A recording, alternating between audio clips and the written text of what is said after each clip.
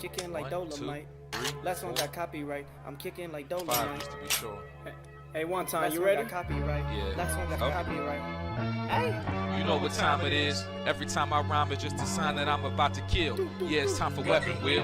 We got the skill, we got the games. Don't make me grab it still. I put a hole in one like Abby did to Joe. Yeah, when it comes to aiming, I don't miss like Master Chief. I'll grab the piece and give your ass to Halo just for talking sweet.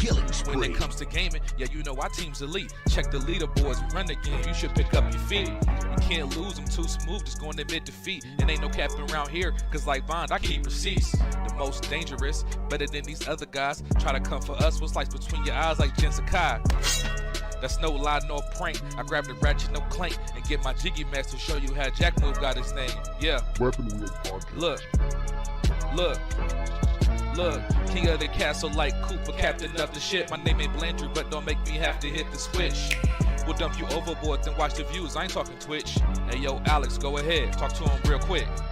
Oh, the Dolomite is my name, and thick up is my game. Dolomite, you heard her. Claim it, a strike to claim it.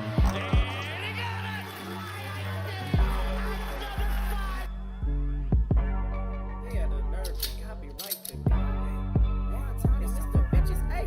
Say yo, still putting wheels on the pavement. My game so tight, it's like Jordan 1 lazy. We stay in these gaming streets, ain't no way to be dormant. Hey, a Drake will leave your body uncharted like Lost Fortune. Coco Long thing was cute, hey, and yeah, it served its purpose. But I'm trying to give a detailed description of what a hearse is. I say we flip the switch on these again before it get bland. I see a lot of pods jacking the format like that, but damn, you hitting the dislike button?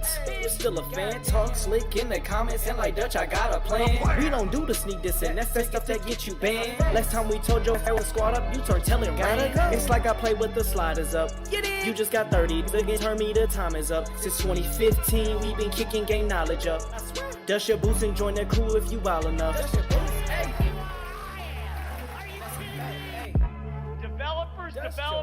Dolomite, you heard her. 40 clips, kicking like Dolomite. Hey, 40 clips. Aimed at your fit beam, shotties, so much ammo, it don't make sense. Trying to compete is a sacrifice, die again in your afterlife. I'm taking a road trip, anytime you get on a fight. Guns and body counts, that's all that I tend to like. Any other podcast, a copy or look alike. Hey, and what they say? Hey, what I say? Hey, I put them in the dirt, tussle get hurt, no face, no case, smashed up like a jiggy merch shirt. Sliding in that vet, I'm gonna get back, time to pay that debt. It's time for weapon wheel. Wonder. What weapon wheel? We keeping it true, we keeping it real. What weapon wheel? They watch our moves, they copying still. What weapon wheel? We keeping it true, don't care about your feels. What weapon wheel? They watch our moves, they copying still. Weapon wheel, watch how I show you my weapon wheel. Weapon wheel, watch how I show you my weapon wheel. What weapon wheel? We keeping it true, we keeping it real. What weapon wheel? They watch our moves, they copying still. BG, Black Bond, Jack Move, Kids Move, Blandrew, Alex 2. Damn man, that's a heavy crew. Other pods, they don't know what to do. They watching, they copy our every move. And they still fly like the Wii U. Jack Move voice, we saying you. Hop off the roof. Long range, no scope, yeah, I'ma shoot. Looking wanna play games, no David Blaine, but I'll make a nigga go poof. Oh, this not a game. Gang talk, nigga, what you know about the slang. Hop out the range. All black master, don't step out your lane. Every week it's us on your screen. Every weekend we entertain. It's not a thing that gets in between me and my team, me and my gang. When I'm on the beat, you already know. Straight to the top, yeah, we about to blow. BG my dog, he told me let's go. Sit back, relax, it's time for the show. What weapon wheel? We keeping it true, we keeping it real. What weapon wheel? They watch our moves, they copying still. What weapon wheel? We keeping it true, don't care about your feels. What weapon wheel? They watch our moves, they copying still. Weapon wheel, watch how I show you my weapon wheel. Weapon wheel, watch how I show you my weapon wheel. What weapon wheel? We keeping it true, we keeping it real. What weapon wheel? They watch our moves, they copying still. We got the guns on deck, no fire car, but you know I came with a tech. Yeah, since 2015, been stepping on the scene, putting foots on nets. Yeah, set 'em up, super soaker, pump action, wet 'em up, shooting out the. Yeah, we catching up. We bout the names, y'all are bark. Drive by midnight after dark. Gaming knowledge fortitude. Top 2 and not the 2. Weapon wheel. Get the cash and grab the steel. Weapon wheel. Out the window. Extendo.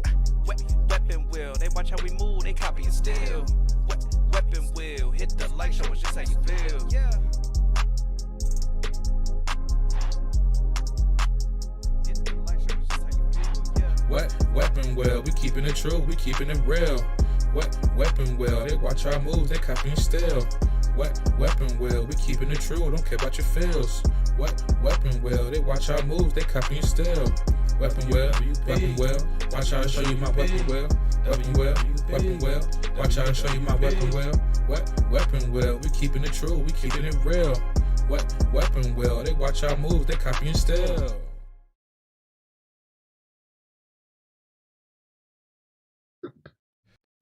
Mic check. We are here. We're here, right, fellas? Mic Black check. men? You there, BJ? Yeah. Chat, y'all hear us? Let me know if y'all hear us I don't know. clear. Can you hear me, BJ? Yeah, I hear you. Can you hear me? Oh man, I can hear y'all. Yeah. What's going on? We here. Yeah, I think I'm echoing. Yeah, we Ain't no are here. echo. Hey, how my mic? I'm on my phone right now. You fine. Can Bond just not hear us? Oh, never mind. I'm listening to. I'm not echoing. I'm listening to the video. Isn't it crazy that Bond is You can hear me PC fine, guy? BJ? Yes, can you hear us? Bond is the PC guy and still hasn't figured out how to use his PC. Hold up. Everything's messed up. I can't hear anybody. Bond was the PC guy back I like say 20 he don't years know how ago. to use it. He don't know how Discord works. He's Discord illiterate. That's all it really is. So he needs to spend less time arguing with y'all in Discord and actually take like a tutorial. It only takes him 5 minutes to figure out how the app works. Does my mic sound regular or do it sound like I'm on my phone? Nah, you don't even It sound sounds like you're you're on your phone, but you sound fine. I plugged my gaming headset up to my phone. My Wi-Fi don't get installed till tomorrow, so I gotta be on my hotspot and shit for Wi-Fi and whatnot. You been living out your car? Nope. Nigga, nah, me and my girl moved into our own place on Thursday, but we, bought the we bought the Wi-Fi, all of that. Come and move in. Turns out the place ain't got no damn coax place, so it ain't even no place to plug in the cable. So we gotta get niggas to come out here and install it. Wow. How That's BG crazy. just asked that so fucking casually? Like, nigga, you just living out your car. That's Hey so man, crazy. it could have been hard times. I don't know. Hey man, he might just have new digs and he just using the phone for his internet right now. Who's this buck person in the waiting room? Hey, that's my guest right there. That's my guest. Go ahead. I was trying to move him down, but I can't. I'll bring him down. Hey, Buck, BT. Tell that man See if he can hear us real quick. to get a profile pic. My man got the regular default Discord joint. He be in the shadow. He be in and out of Discord. He don't be he don't be on Discord like that. I don't care what he does. Get a regular profile pic. Pick one. Trying to see if BT can hear us real quick. What? Yeah. Bond, can you hear us now? Jack, He said he don't have permission to talk. He said he don't have permission to talk. I hear everybody. Okay. He doesn't have. I just gave him permission. He should be able to unmute himself now. Try to unmute BT. Yeah, he should be. He messaged I me on the did. side. I appreciate you having me pull up, Alex. I appreciate it. BG, thank you Hello. for allowing me to speak. Yeah, man. Wait. Okay. No, Jack, doesn't he sound like what's his name? What's the dude from the rap league, the Jiggy Rap League? Don't he sound like what's the name? So He talking about that nigga. Who are you talking about? The one I hate. The one you hate. That you keep entertaining, that you keep taking advantage of. You say he don't dangerous? He don't like the fucking KD, man. He sounded like. First of all, stop calling that man KD. I hate when y'all give dudes like. That's his name. He the kid that's dangerous. You don't hate KD. Don't do that. That's your homie. You love him. First of all, relax. He listens to the podcast. He listens to the podcast every week. He's gonna be very upset about what you just said. What do you call him? That's his big daddy. That's what he call him. Little booty. Don't disrespect my boy KD like that, BG. All right, you know what? Great guy. I love him to death. That's there you go. Yeah, clean that the fuck up, man. What's wrong with you, bro? Okay, I guess. Hey, BT don't say no goddamn KD though, man. What Right, that was actually kind of disrespectful. I love KD, but jeez. Hey, to be clear, I never heard KD speak. It's not a So bad I thing. don't know what y'all It's talking just how about. he like had a little accent. Hold Yeah, up, BT. Remember I told you, you know that nigga that kept setting up the Jiggy League battles for me? He kept having me battle. Then you know the dude that I was telling you about? Norb's last artist? You talking about the nigga with no eyebrows? Oh Yeah. my god, hey, the slander. What? Yeah, that might be. Yeah, that's the homie. That's the homie. Yeah, I thought you sounded like him Nah, for a ain't second, nothing wrong with that. Ain't nothing wrong with that. Ain't nothing wrong with having no eyebrows. I got eyebrows, but I ain't got no problem with people who ain't got eyebrows, so no slander. Oh, Right, that they on their own type swag type for real. They might Nah, get I know what you're alopecia. talking Yeah. about. Hey man, Now I did have another guest. Shout out to Small Afro Gaming. He was a big wrestling fan, sponsored by 2K. You know, he said they'd be flying him out to events and whatnot. But he has some real life stuff going on today, so he ain't gonna be able to show up today. But maybe another party can come on. All right. Yeah, we got Rystar on also. His name right now is Boycott Final Fantasy 16 for some reason. Don't know what all that's about. Fire. Rystar, you good, bro? I don't really care about the game. I thought it was funny. A lot of people were trying to boycott the game. So. Oh, okay.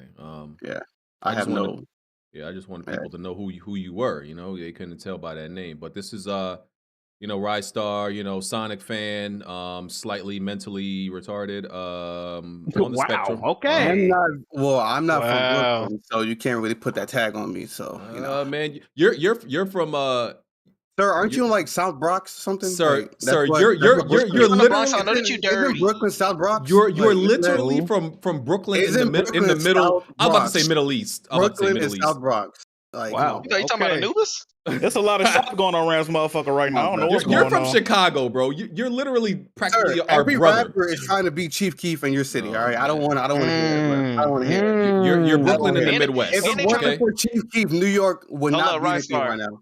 And they trying to be niggas with Wuppercoats from the UK. How can it be homo 30? My bitch is gay. They trying to be that for the past 3 years too. How do you steal from the UK, bro? Come on now. Facts. Ain't nothing but Tony out there. Like what? Like come on. It's a lot of shots going on early. Come on, I bro. don't. Come on, bro. Bond, are you good now? We might have to have a podcast without Bond. Hey, I ain't Well, mad. he I ain't mad at it. He driving over trees and buildings. That damn Subaru. What he doing? I'm not mad at it. Okay. Pot might be over What early. the fuck? I'm Someone drinking. smoking a Who blunt. just took a sip? That joint was crazy. That was me. My bad. Why Nigga, was did you your stick sip your? why was it so strong, bro? Why you And listening that to nigga me? stuck sip? his whole nose in the cup, nigga. That shit was very pronounced, bro. That was crazy. I thought you were smoking Nigga, a blunt. are you drinking out of a tub, nigga? Why does it sound like you gargling on your Nah, I gotta. It's a can. Fuck you at the wishing well, nigga. You took a whole hold up. So you just throwed it the whole can? Come on, your man. Lip should, your Hey, lip BG. should only be on that little lip. Bro. You put the whole man. can in your mouth. You can sue 7-Eleven, nigga. That was the real big gulp, nigga. They've been stealing from you for years. That was crazy. And hey, Jack, and I didn't even hear him swallow. That nigga still got the soda in his mouth. He still told you. That shit sounded like a cartoon sound effect. Now I thought he had the soundboard back in this bitch. He put the juice on the side of his cheek. Ugh, BG. Hey, what? You crazy. BG. Come on, man. You see how men can't do nothing? You gotta snore like bubble that, come bro. out his nose. Yeah, bro. You gotta snore like that, bro. After that You sip, see bro. That how was men crazy. can't do nothing? Can't even drink out of a can no more without getting like ridiculed for it, bro. Like, Nigga, you Why just you took a drinking bab out of of your a soda. can? You Nah, BG. You just hold on. He just poured his soda. He just poured his soda all over his head, talking about I can't do nothing, nigga. If you don't drink that soda the right way, it's a lime margarita in a can. You know, I'm sipping a little bit today. I like you drunk that whole out of goblet, nigga. That was crazy. Damn. Go ahead, bro. You sipping on margaritas during the podcast? Oh, now your headset working, huh? Right, as soon as I say that. I just keep muting at the bottom right. But yes, I am sipping a Forget little to bit unmute it. right now. he always sounds like he moving furniture when he talk. Hold on. I can't let that layup pass by. Because I need you to record that sound and send it over to Dr. Trey if that's how it sounds. What y'all mad about today? What's going on? Shut up, Dr. Trey. What y'all mad about today? I ain't got no internet. Anything. I mean, I ain't got no internet, nigga. I've been having a good week, BG. I mean, we got the Negro League in baseball. I mean, my brother and I, we grew up playing baseball. He was super hyped about that. He's getting the game day one. Well, the game PSVR2 sales are trash. Watch your mouth. Watch your mouth. Watch your mouth. E3 dead. Oh, brother. Another layup. The Trash of Us Part 1 on PC. Ooh, we gonna have. Man, I'm about to be able to clown people today without even mentioning Smooth or Xbox. Damn, this is gonna be a whole show where I don't have to mention one Xbox. You gonna find a way, but there's actually zero bad Xbox news from this that I've seen this week. Is there zero Xbox news or something? There's no news. It can't be bad news. Yeah, that's true. That's true. But nothing bad. So they if there's nothing bad, they had a good week then. That's amazing. BG, except for you tried to freaking I saw you in another podcast saying unnecessary comments. Kind of made me feel some type of way. Wow, that's crazy. Smooth. You know what's crazy? I didn't really say that much about No, it's not that you said that much. What happened is you gave ammo to certain individuals. I wasn't trying to. Because that's crazy. Because look, they brought up Xbox on that podcast, right? And if you actually listen to the podcast, and this is who's they? This is Mooch's podcast, by the way. Shout out to Mooch's podcast. Y'all go check it out. And they were talking about Xbox and stuff, and I didn't really have that much to say. If you actually listen to the podcast, that's really the only thing I've said about Xbox, right? In that whole 2.5 hour podcast. But it got highlighted for some reason. I didn't think it was really that big of a deal. All I said was I was tired of the Xbox conversation being about Game Pass. That's all I really said. Game Pass. I'm gonna be seeing my Xbox. I didn't intend for it to be used as ammo or leveraged against the Xbox community. I love the Xbox community. Great guys. So that was not my intention. Love them to death. Love them to death. Absolutely.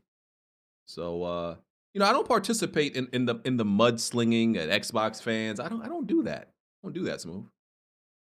Nah, they invite you to these podcasts for a reason. I seen all the members in that podcast, that episode. I was like, yeah, this is going to be a roasting attempt for some reason. Let's be real though, Smooth. These ex niggas aren't inviting me or Jack to a podcast. Ex niggas. How many invites have you gotten onto those podcasts, Jack? None. Exactly. They don't want. BG's the one in charge of the platform, so they want him. They just don't want people that are going to keep it really real with them. See, I didn't even think about that, Bond. If you go on there, Bond, it's going to be you going to be roasting Xbox the whole time. It's going to be way worse. Exactly. I tried to stay quiet on it. I don't because I'm not really interested, man, in just roasting Xbox. I'm not doing it anyway. Too bad it don't taste good because it gets roasted a lot. Oh man. Let's start the podcast. Weapon Wheel Podcast, episode 359. We are on iTunes, Google Play, Spotify, all your favorite audio live streaming platforms. If you want to support the Patreon, the Weapon Wheel Patreon, go to patreon.com/Weapon Wheel Podcast. You can also support the channel by becoming a member. Hit the join button on your screen on YouTube right now. We appreciate that. If you pledge to our Patreon, we got a few different tiers on there. We got the After Dark tier. You get After Dark content. After the podcast uploads on Mondays, where you can ask us any questions. You get access to the Discord. We just did our first spoiler cast with the movie guys, Wonton, Alex. Tarek was on there too. We talked about John Wick Chapter 4. Y'all should go check that out. But it was exclusive to Patreon at first. Trivia questions, that's a tier. You get to submit trivia questions, which we're gonna get to, and podcast questions. So yeah, that Patreon popping, man. We got a lot of stuff on there. Check that out. Hit the like button, support the podcast, and if you want a video to be featured, like what you're seeing, the Mega Man gameplay on screen. This was actually not submitted by Bond, for those of you curious. I was about to say, what? Oh my god, let me go check. Is it? You alright? Who's playing right now? Oh, I actually. Damn, I don't remember who submitted this, but is it that one level where they running in a circle and they yellow with the balls, bro? I don't want to watch that no more, bro. You think about Sonic, brother? You think about Sonic, brother? Oh, what did he say, Mega Man? Yeah, Mega Man. Two different games, dog. I believe this is X4, right? Yes. If you want to submit some video to be featured, link is in the description for that. You can just drag and drop your gameplay in there, and we'll use your gameplay. Submit that. He would pick Web Spider first. You know the right order, right? I mean, I think using any weapon other than the buster is cheating, but oh man, here you go. Try hard. Beats it every generation, yes, sir. It's different with Zero though, because you have to kind of use his abilities. Like, what is he doing? Why are you so bad? This is upsetting me right here watching this. Link is in the description for everything you need. And yeah, we appreciate any super chat, super thanks, all that good stuff. All right, let's do these intros. I do want you to put a poll in real quick. If they want live super chats or they want them at the end. I'm curious of what they would want. Not that we're going to listen to them. I'm just curious. That's crazy. That's crazy that you would say that. Yeah, we ain't going to listen to you, but okay, I'll put the poll up. Put the poll up. Live super chats or super chats all at the end. Okay. In the meantime, let's do these intros. Jack. Hello, everyone. Alex. Hey, I'm about to say this nigga. This is Booty Guts HDR. 1/4 of the movie guy. Oh wait, how many of us? 5 now. 1/4 or 5th of the movie guys. Tap in. I think we're gonna be having an episode next week. I think so. Tune in for that. Okay, Buck. Yes, this is Buck, aka BT. Appreciate y'all having me. BG, Alex, appreciate you for the invite. One quick shout out to LFE, especially the captain, loves angels, the chat's resident serial killer, the Soho strangler. Hold on, wait, what? Shout out, Jake. What's going on? Are these niggas on trial? Are these niggas in jail? Nah. He's still active. Huh? Oh, he on the streets still. He's at large. He at large. Yeah. He's still on the streets. They ain't caught him yet. Yeah, he ain't caught him yet. You might have heard about the Vietnamese lady that got choked out in the subway last week. All right, okay, whoa. Time, let's Hey. Oh, you already telling. Hold on, what's going on? Hey, apparently they found one dreadlock at the scene, so we don't know what they still after him. Hold on, did he crawl 9 blocks or is he good? No. You thinking of the diaper bandit? That's not him. Bro, I do not want the FBI trying to audit this podcast, trying to get into more information. This is a goddamn disaster. I'm already adding that. I'm already adding that to my file, BG. Because I'm letting you know right now, I'm giving them everything they need. I'm telling. You don't need to tell me. You just gotta tell me. I'll take care of it. All right, man. Listen. Anyway, like a volunteering to snitch. That's crazy. Hey man, he fucking with business at this point. Jazzy. Yeah, I'm here to talk Resident Evil, but thank you. Okay. Jazzy, love you to death, brother. You be inviting yourself to this podcast at this point. Absolutely. I mean, somebody's got to talk about this new Zelda gameplay footage, obviously. You right. You know what? I ain't even mad at you because you invite yourself when there's nobody else that's really going to be able to talk about that Zelda gameplay. You right. You know what you're doing. I thought Blandrew probably would have played it or something. No, he said he was coming, but he obviously nowhere to be found. Okay. Rystar, how you doing, brother? I don't know. This is a good episode to be on after what was said. But yeah, the boycott Final Fantasy 16. Okay. Rystar is obviously here because he is the only person in the community. The GOAT game just came out. He's the only person in the community that I know actually is a baseball fan. Only black person I know that's a baseball fan and plays them on the show and all that good stuff. Bond literally just said he was a baseball fan. I was about to tell you. I thought you were because he was a Negro, BG. That's the main reason. Well, that shit. I mean, baseball stars, RBI baseball, Bad News baseball, Roger Clemens baseball, bases loaded. Fucking played them all back in the day. World Series baseball, MVP baseball, high heat baseball, backyard baseball. Yes, sir, backyard baseball. Talk about it. Yes, sir. Fucking talk about it. Yeah. Bang Bros baseball. Yeah. Fucking awesome. I'm not gonna lie though, baseball games on like the 8/16-bit era, goated. Fascinating, absolutely fascinating. All right, who didn't do their intro at this point? I didn't do mine. I'll just finish off mine. I'm confused of Sweet Life of Dio Brando. He wants to get into VR, but only if it was supported by Falcom. I don't know how that makes sense, but let's go at it today. Okay. I'm gonna try to retire Mech Warrior today. I mean, I've just been building too many mechs right now, so we got to put this away. Yeah. And we got the Highlander HGN-HM 90-ton Arrow 4 Artemis SRM6 Artemis 4 Fire Control. Hag 40 Gauls Clan, 3 heavy small lasers Clan, 5 jump jets. Like, what Why do I language feel are like you that's how he speaking? described women when he at the bar? What language You are see you him around speaking the right bar. now? He got 3 jump jets. crazy. I got a bipedal 2 double D. Yep, jump jet, 4 jump jet class 1s slotted. We don't know what VSync they're talking about. VRR all LLS. 2 on the RT, 2 on the LT, 1 on the CT. What? But all right, Bond. All right, Bond. Relax. Smooth. She definitely has ray tracing. What's up? Not a damn thing. Okay. I don't think we were asking your wife, but she Oh, that is answered. in the background, but she definitely fed up with your bullshit today, Smooth.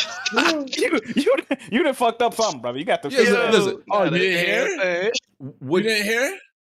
She got to watch the podcast now and make sure he don't lose no money. Oh man. Would Smooth? Would your wife be down to come on the podcast? She want to be a part of it?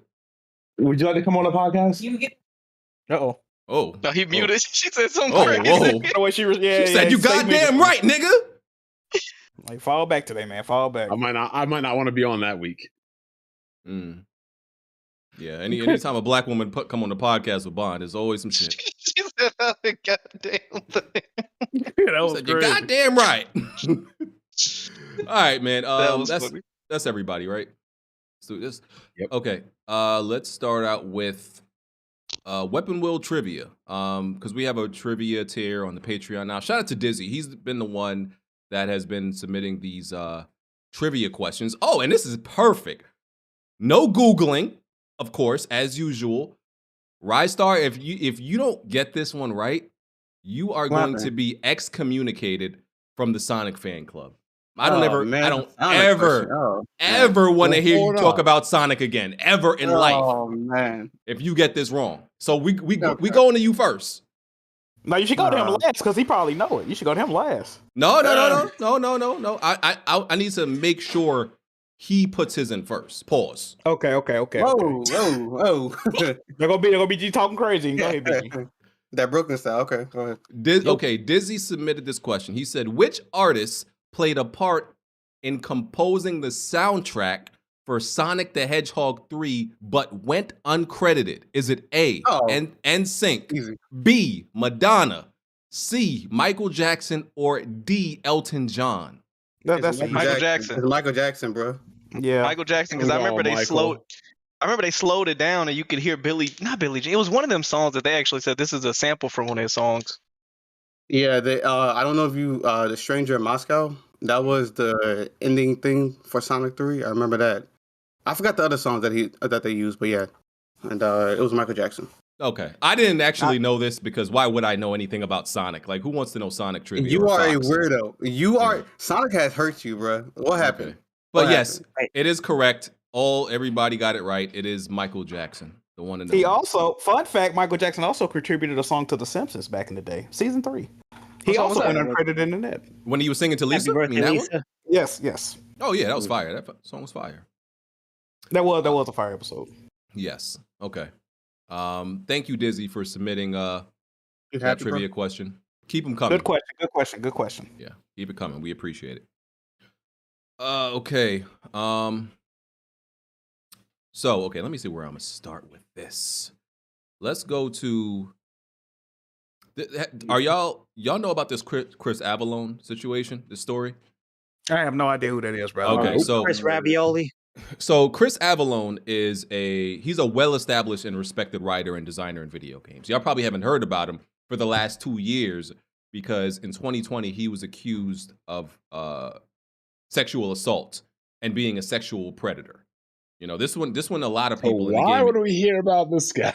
But hold on, but he was a big name writer. Like most recently he was working on Dying Light 2 with Techland. Like people would hire him. Like he worked on Fallout. He's been in the industry since 1996. He's worked on Fallout 2, Baldur's Gate, KOTOR 2, Fallout New Vegas, Pillars of Eternity, Jedi Fallen Order. So he's a writer and like mostly like level designer. But people really know him for his He's writing. working on a lot of Microsoft games. Well, Yeah, and people know him for his writing. So in 2020, he was accused by 2 women of sexual assault, and they called him a sexual predator, right? So he lost all his opportunities, all his contracts, and the gaming industry pretty much like exiled him, of course. Was he convicted? No. As a matter of fact, what happened is the 2 women were lying. They recanted their stories. Wow! Imagine that, Jack. I saw. Are they convicted? So hold on. let me just tell you the whole story. What happened? So obviously, like I said, this was during a whole time when like a whole bunch of people in the industry were being outed, and all that toxic stuff and all that stuff were going on. So they essentially tried to destroy this man's career. So they accused him of this, and he countersued for libel. Now, when the dude countersued for libel, that means he's pretty confident and he knows he didn't do this. So they said that he sexually assaulted them at a conference, one of those conferences. He countersued for libel and he won, and he was awarded 7 figures. Turns out they recanted their stories and admitted they lied because he was actually dating their friend and he had a bad breakup with their friend. So they came up with this story that he sexually assaulted both of them. And they were lying. They should go to jail for life. God, order their for wages life? should be Absolutely. Yes, they fucking ruined it. They were attempting to ruin his He life. lost everything, bro. Yeah, they should go to jail for life. If they don't go to jail for life, a quarter of their wages should be garnished for the rest of their life and given directly to him. It's crazy how people just randomly accuse people these days and just like, I've been saying this for the longest in Discord. A woman's words are more lethal than any bullet you can fire. Bars. The thing about that too, though, even though he got found innocent, it's still gonna be stuck to him forever. Like that whole situation. He got his 7 figures now, so at least he can relax. Yeah, true, but I mean, I'm sure he was making more money making games too, though. Like people still gonna be. What developers make 7 figures? I'm sure. What writers make 7 figures? Nigga, I think y'all overestimate just how much money they making, bro. Bro, he's been in the game industry since '96. I'm sure, but this is my point though. You were some lead design. You were not making 7 figures for making video games, bro. Unless you one of them top what's the niggas that be making the games? What are we talking about? Are we talking about mid 7, high 7, low 7? It just said 7. My original point was people are still going to be hesitant to work with him regardless of the fact that he didn't do the shit. Mm-hmm. You know how people, that's what I'm saying. So yeah, he fucked off either way. Like even though he didn't do the shit. I think somebody will hire him though because eventually. Because maybe not like right off the bat. Because he's been completely like it's been completely proven that all of this was a lie. So he's innocent 100%. I think he'll be straight. Yeah, like when did they find him innocent, or when did he win this suit? I don't. It was this year. It happened. It was settled sometime this year, and probably those women will probably have to file for bankruptcy. Probably. Yeah. Well, this shit's about to get even crazier because a former bald man got out. You know he gonna be suing everybody. Oh, Andrew Tate. Yeah, like the internet's about to go up in smoke. Are you happy that he's home? I mean, my only concern is I don't want people going to jail for shit they didn't do. If you did shit and you're convicted of shit, they should hang you in public from a tree. But if you didn't do shit, then Jesus Christ, dude. If you commit the most heinous crimes on the planet, jail ain't good enough for you, in my opinion. It's too good for you. You need to be dealt with. What if you die? If people are no, we'll end it. But if people are lying on you, they deserve a punishment worse than what they're going to give you. That's just my opinion. Shouldn't be able to just make up that's some bogus bullshit. He broke up with their friend, so like, oh, we're going to ruin his life. Yeah, that's nuts. Yeah, that's absolutely insane. So like, if the dude did it, he deserves everything he got. But he was found innocent. The girls were found lying. So what's going to really happen to them? He sues them, but their insurance is going to take care of that. They're still going to live the rest of their lives. They're still going to go to work.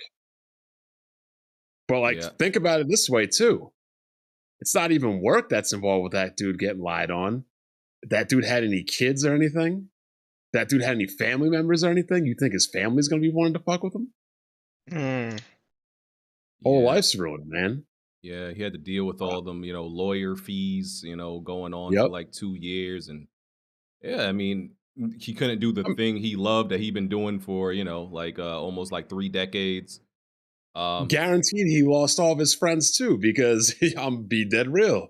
If any of us had accusations on us like that, wouldn't be on the podcast, wouldn't be associating, etc. Until that shit's cleaned up. And the thing is, it was a very, loudly reported story when he got accused. But now only a few outlets are actually reporting that he's been found innocent and that these women recanted their story. That's because a negative story is always more like, bro, people don't care about, they just want a narrative about you, bro. They don't care if that shit true or false. As long as it's salacious, it's gonna do numbers. That's all they care about. Like, come on, the simp media wants to latch on to all that too. The pandering people. Media. Yeah. Because if you go back the simp media is not just for women too, but I'm just saying, how the media likes to pander to so-called victims. Yeah. If you go back and see like when the story was first reported and like how much views and retweets it got, and now like look up the story now, bro, you damn near couldn't even find it on the timeline of him being found like innocent and all that. Like I wasn't surprised that none of y'all really even knew about this. So. I got a question. This writer wouldn't happen to be. There's no way he's black, is he? No, he's white. He's white. Is he bald? No, I saw some hair on his head. He's not completely bald. he might be balding a little bit in the front, but he's not bald. Shit, after accusations like that, he might be. Shit.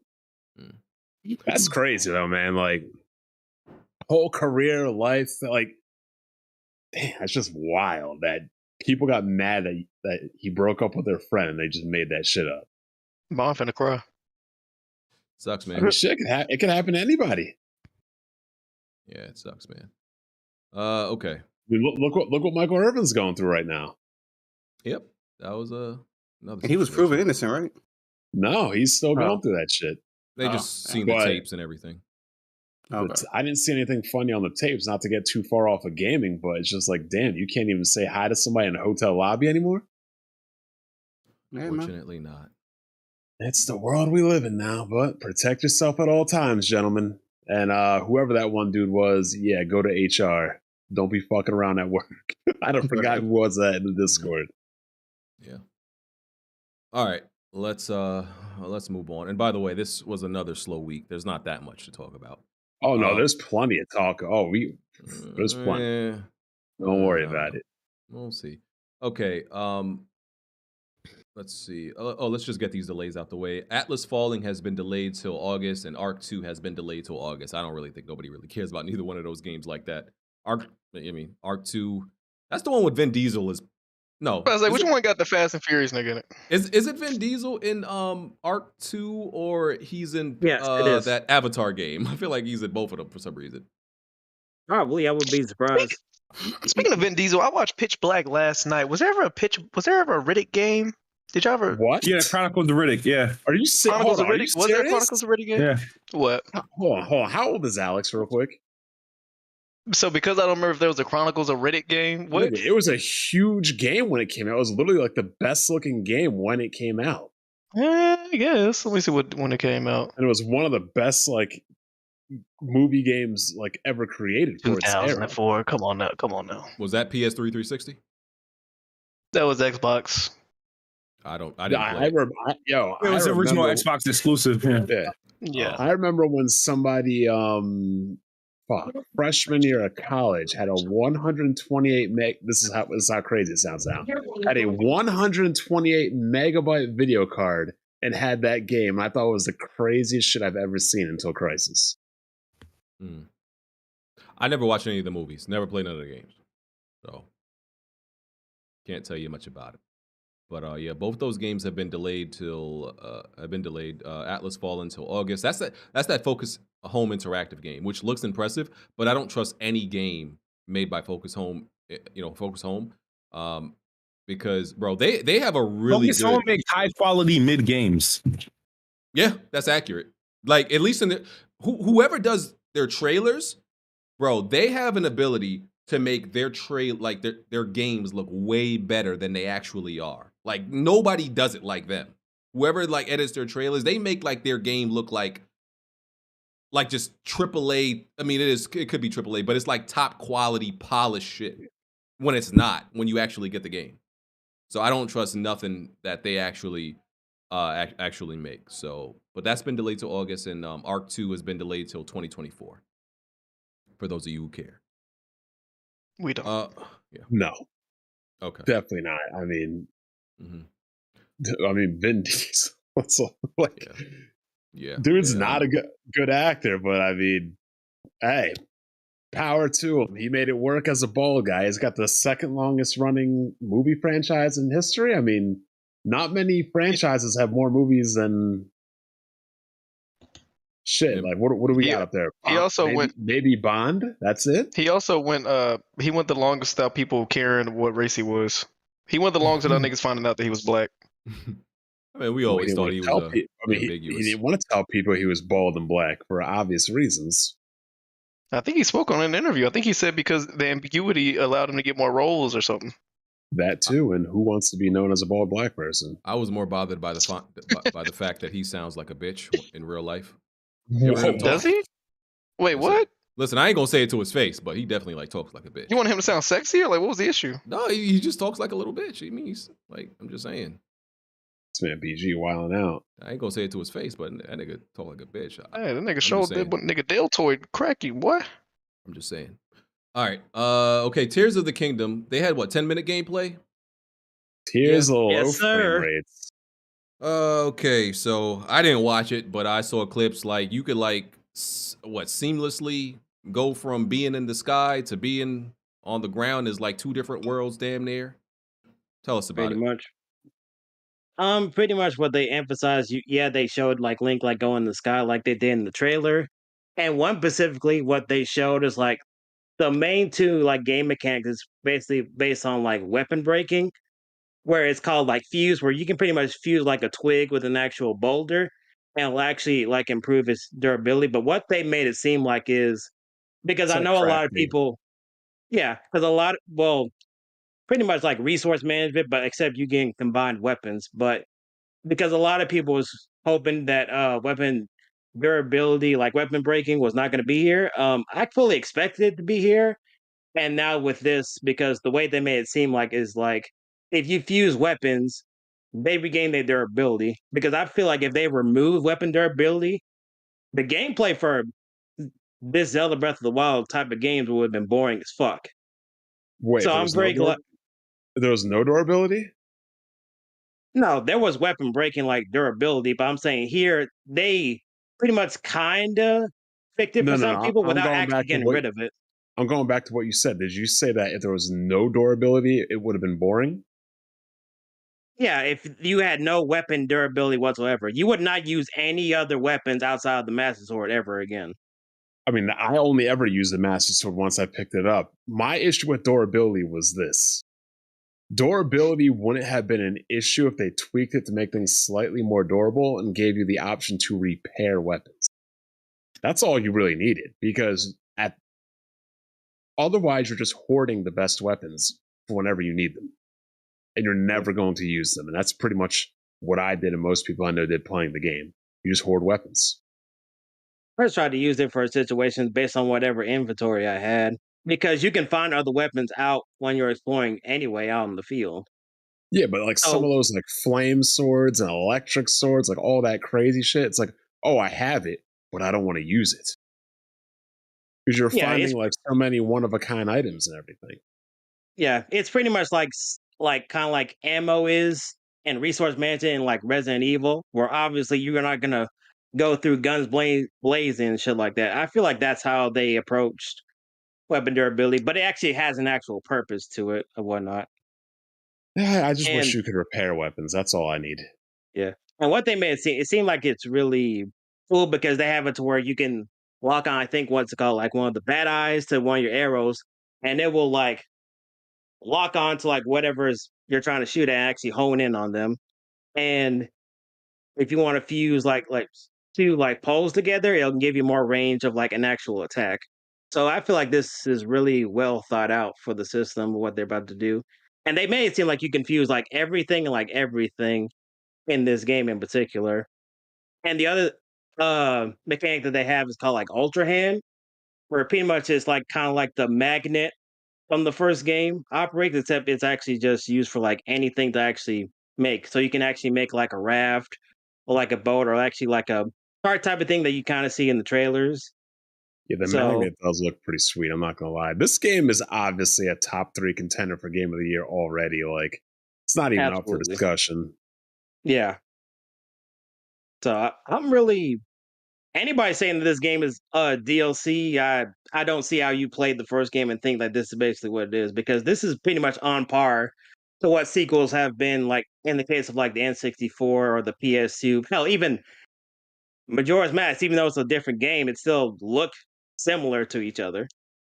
If So you this think is it's just par for the DLC, you course. should just stop gaming. I'll just Facts. say that right now. Like, you're just being an idiot. It's because none have a PlayStation logo next to it, Bond.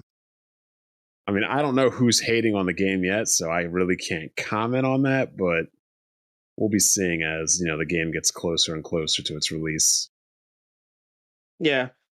And pretty much it's going to be a fine, but they've been very vague of how they showcase like stuff for this, but they were waiting until like we actually see it for ourselves when we play the game, because I don't know if the champions powers that you get after defeating each of the Ganon stuff that was in the Divine Beast, don't know if they still have those, if Link still has those or not, but we'll see how this story plays out. My more concern for the game isn't the gameplay. I already know the gameplay is going to be good. The exploration is going to be good. I need to know what kind of villain we're getting, what kind of story we're getting, what kind of mechanics involved in like repairing weapons. They're not going to be able to craft them, combine them, and everything.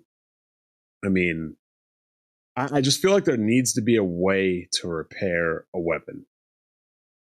Outside of that, I'm more worried about just story, characters. I need a solid villain that's not Final Fantasy III's Magical Cloud, things of that nature.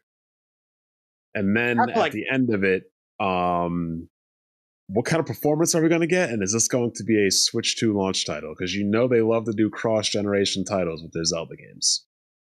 Nah, because this is coming out in May 12th, the day after my birthday, so we're not getting that Switch 2, at least for the next 2 months, I believe. Well, I'm buying it day one, but I'm not playing it on the Switch. Hey, as long as you buy it, I ain't got no issue, Bond. Yeah, like... Shoot. Terrorists, get on that 60 frames work. Hurry up. But the important thing is like, I feel like this is going to be a really solid game. I know a lot of people have been fear-mongering because of, like, the vague, like, lack of advertising or lack of hype for this game, but it's like, we already know what's going to expect, and I don't want to see everything, like, all at once, so I'm good with it. I saw people, like, plus, debating... it's Zelda games that do numbers. Yeah, I mean, I saw before the gameplay came out, I saw some people debating, I think, the transition from being in the sky to being on the ground. What? If it was going to be seamless, or is it just going to like fade to black to like transition between the two, different worlds. But we not use that word. Transition. Oh, yeah, I can't use that word on podcast. Bad, dog. Anyway, game looks great to the fans. So yeah, and I was about to say the transition to in the sky, where actually he gets pushed off, or Link gets pushed off, and he's diving all the way to the ground. It kind of reminded me a little bit of like a Gravity Rush with this gravity shift type of much. Okay, so if there's that does give me one big complaint when I was watching this. So say you're on one of these Skies of Arcadia flying islands, right? Mm-hmm. And you get pushed down and you fall down like what, miles and miles and miles. Do I got to spend 3 hours getting all the way back up there? No, because you can actually get to where there's like an ability where you can actually raise all the way up to the sky level. They show like at the very beginning, though, right? Like, yeah, I get that. I don't want to be falling off the face of the earth and have to because traveling and transversing the environment in the first game was annoying because of the stamina meter. Yeah, they need to fix that too. The stamina meter was, oh my god. No, that thing is still going to be here. The stamina meter should only be a thing during combat. When you're just traveling around and walking, it should not be a factor. I didn't mind it, but we'll see because there's a little bit of what they showed, and I imagine we're gonna get like fast travel, just like the first game did as well, to the Sky Worlds as well. And plus, they have it where there's like an ability where Link can actually go like above the ceiling and like pop up out of the ground like a fucking Looney Tunes character, like a fucking Diglett. Pretty much. So this game's gonna be fire. I also need temples and like bosses, not like fighting Megazords and crazy shit. Like the bosses and everything were weak in the first game. We'll see. And I've have a feeling that Princess Zelda is gonna get clapped, or she already has got clapped in the game, but we'll see. Her cheeks or her clapped by Ganon or clapped by Link? BG, what are you talking about? Huh? Bro, what are you? What here? Oh my no, I mean like the last time we saw her, like in a while, actually. I remember, like in one of the trailers, she falls into a dark abyss because a lot of people were expecting her to be a playable character, but obviously that doesn't seem to happen. Come on, Rystar. You think these villains just Bruh, be kidnapping you, these? You think these villains be kidnapping these princesses just for their health? Come on, man. They're getting something out of this. So Bowser be I mean, who is I mean, Bowser's got like 8. Bowser's got 8 kids. I haven't seen Mrs. Bowser. Exactly. So Princess, who's been spending the most time with him? Princess Peach. Listen, I ain't saying something. I ain't saying nothing, but I'm saying something. The 10-4 hack. All right, bro. Listen, man. Been popping some kind of turtles. Yeah, Bowser Jr. and all these other, weird looking kids. Bastards. The kids be looking mixed too. Oh, that's all I'm saying. Man. That's all I'm saying. What's wrong with that? Nothing. I'm just saying. He clearly ain't doing this with another dragon, turtle, whatever Bowser is. I don't know what the fuck he is. But one thing I do got to say about Zelda, it's really crazy to me how we're about to get a sequel to one of the better games in recent memory, and there are people that still haven't played and completed Breath of the Wild. That to me is insanity. Yeah, me too. For all the faults of things that I do not like in Breath of the Wild, it is still an amazing game. Yeah, Jack, why haven't you completed Breath of the Wild yet, brother? What's going on? Same reason you doesn't have a Switch. Next topic, you, BG. I mean, Jack, I feel like if you got a Switch, you would use that more than your PS5 is right now. Who knows? Next topic, you right. All right. Last of Us PC port is complete garbage. It's a disaster. Let's go. It's broken. Let's go. And there's been it's been a bunch of confusion around who actually developed this port, right? Because here's the thing. So when you boot up the game on PC, you get the Iron Galaxy screen, right? So that points you to believe Iron Galaxy was the ones who really ported it.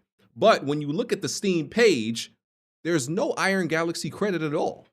So there's that. But then like Arnie Myers, that's Naughty Dog's. He was Naughty Dog's head of light communication. He's been promoted. He's something else now. He shouted out Iron Galaxy when the game was coming out. And then on the other side again, usually I feel like when something like this happens, when there's a PC port and it's different from the actual developer, usually the PC port, the port studio usually is the one who like addresses any patches that are being that are needed. But Naughty Dog is the one that are speaking. Like Iron Galaxy hasn't really said anything. So it's very confusing because even before this came out, I think most people believed and didn't like that Naughty Dog was working on this game, was porting this game themselves. So it's just very confusing who actually did this port or who did the bulk of it. I don't know if it's Iron Galaxy or I don't know if it's Naughty Dog. Why wasn't Nix's on it? We assume because they were doing a different port, and I guess they can't port everything in Sony's backlog. I guess that's the assumption. This is a total disaster because The Last of Us IP has not had this much non-gaming clout or, highlight due to the show and they completely failed on capitalizing on the show. 2 times. One by just literally making Last of Us Part 1 just literally the same game over and over, not any significant changes, and 2 by completely botching the PC version. So they did not. Both of those projects to me were both starred because of the TV show, and they did not capitalize off the TV show at all. But maybe they didn't think the TV show was going to be as popular as it was, and to that credit, I don't blame them because I don't think anybody thought it was going to be as good as it was or as popular as it was. I think they knew it was going to be, even if it wasn't going to be good. I think they actually knew a lot of people were going to watch it because the Last of Us Part 1 seemed to be made for that sole reason that they were making the show. That seemed to be like the sole reason they honestly made it. It was for people who would come along after watching the show. So it's weird. And like they had to know. I feel like they had to know the condition that this, because that's why it got delayed. This was delayed. Yeah, I was about to say this was delayed. When was its original release date? It was in the same month. I think they just delayed it a few weeks. Not a whole lot of time, just a few weeks. So that's not a big delay then. No, but it's like, okay, if you knew it wasn't ready, like why would you even like delay it to the and some people say, okay, they wanted to capitalize off the timing of the show and then it wanted to come out way too later. But I got a question. It would have been much better to release it when it's ready than to release this in the bad state just for timeliness. Would that annoy y'all that when they make season 2, if they make a PS5 update for The Last of Us Part 2? Yeah, can we get it already has a PS5 update. Well, I know it just updates to 60 FPS, but like if they did like a remaster attempt, then that Definitely would be don't super. Do a remaster. Definitely not. Don't do a remaster. Remake. Definitely not a remake. I mean, the game literally just came out.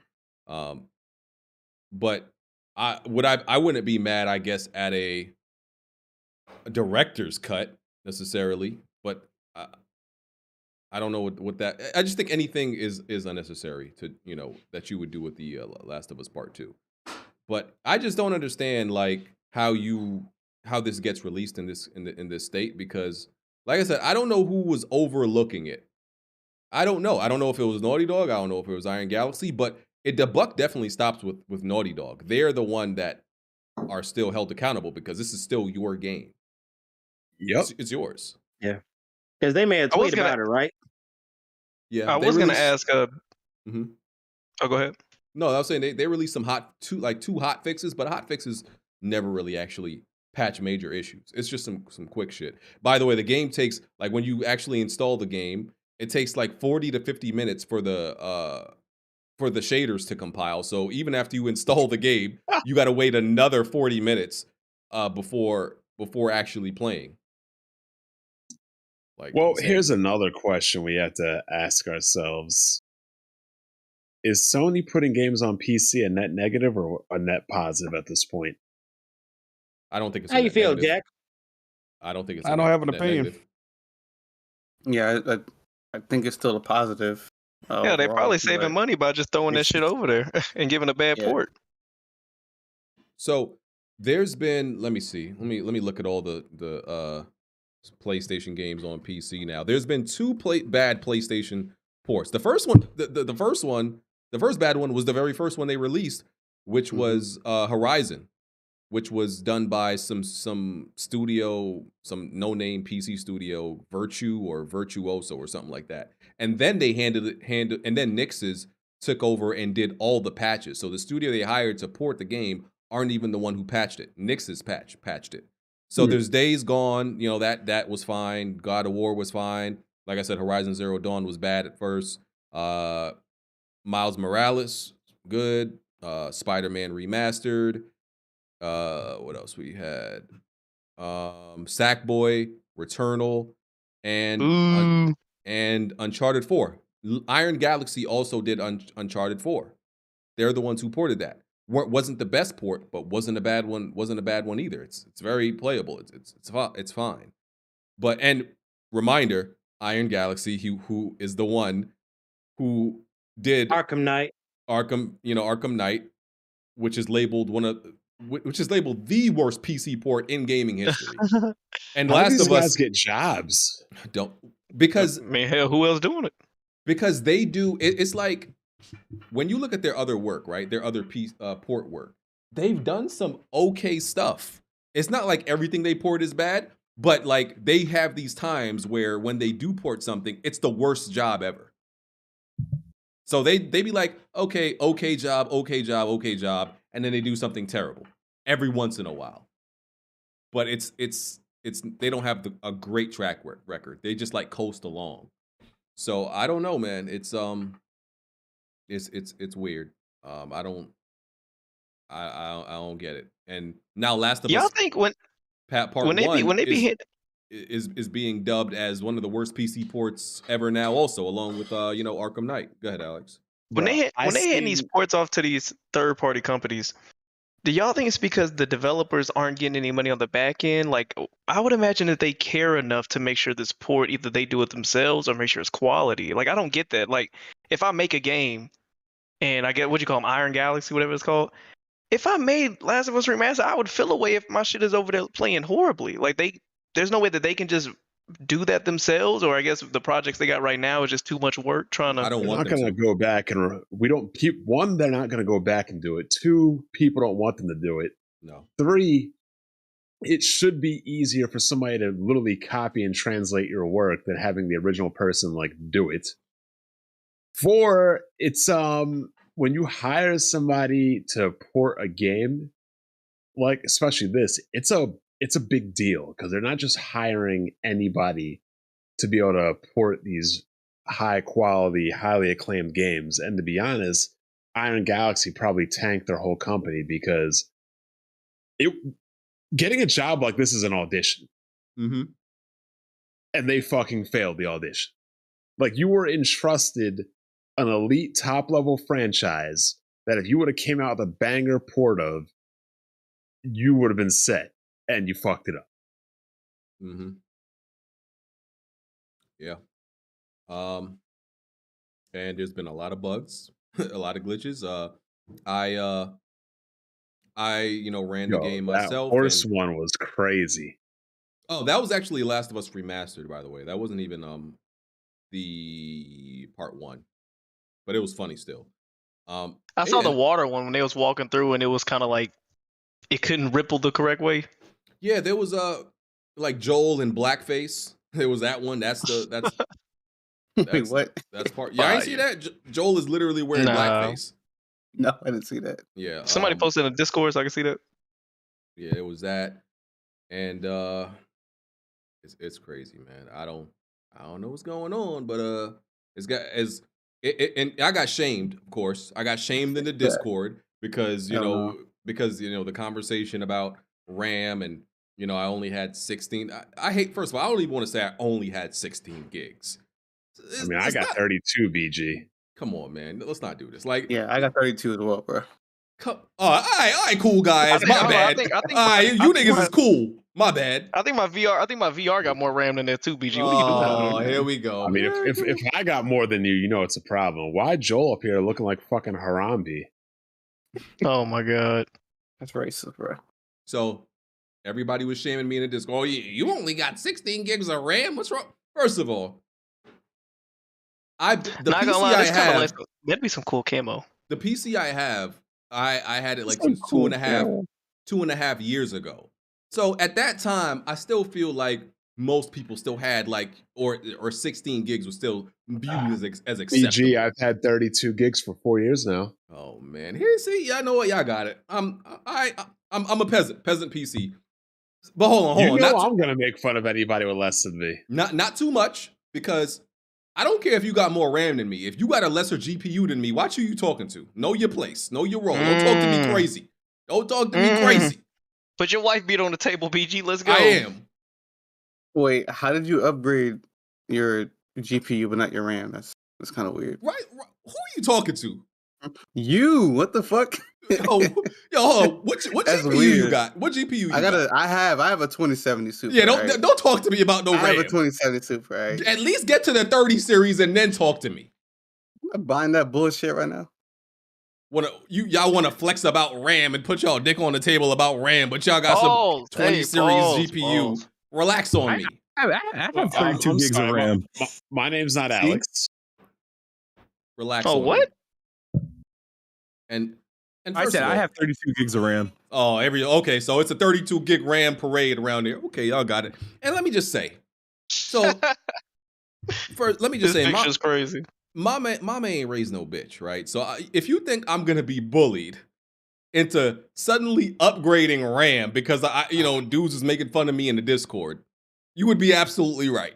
Because even though my man raised no bitch, she ain't raised no dumb nigga either. So yeah, I absolutely went to Amazon and I copped some RAM. Cause y'all ain't about to be talking to me all crazy. That's enough of that. Pack that bro. all up. You can't tell a group of men I went and got some RAM. You gotta relax right now, bro. I mean, shit. I went out and got an SSD. Remember? Oh, hey, yo, what's going on? So when me, Hardy, and BG used to play Battlefield, these motherfuckers were like in the game like 2 minutes before I was. I remember that. I'm like, yo, where are you guys at? They're like, yo, we're already capturing like the second point. Like, where are you at? I'm like, still loading in. Oh yeah, Yo, you they were trash. clowning me for like a month, so I had to go out and get an SSD.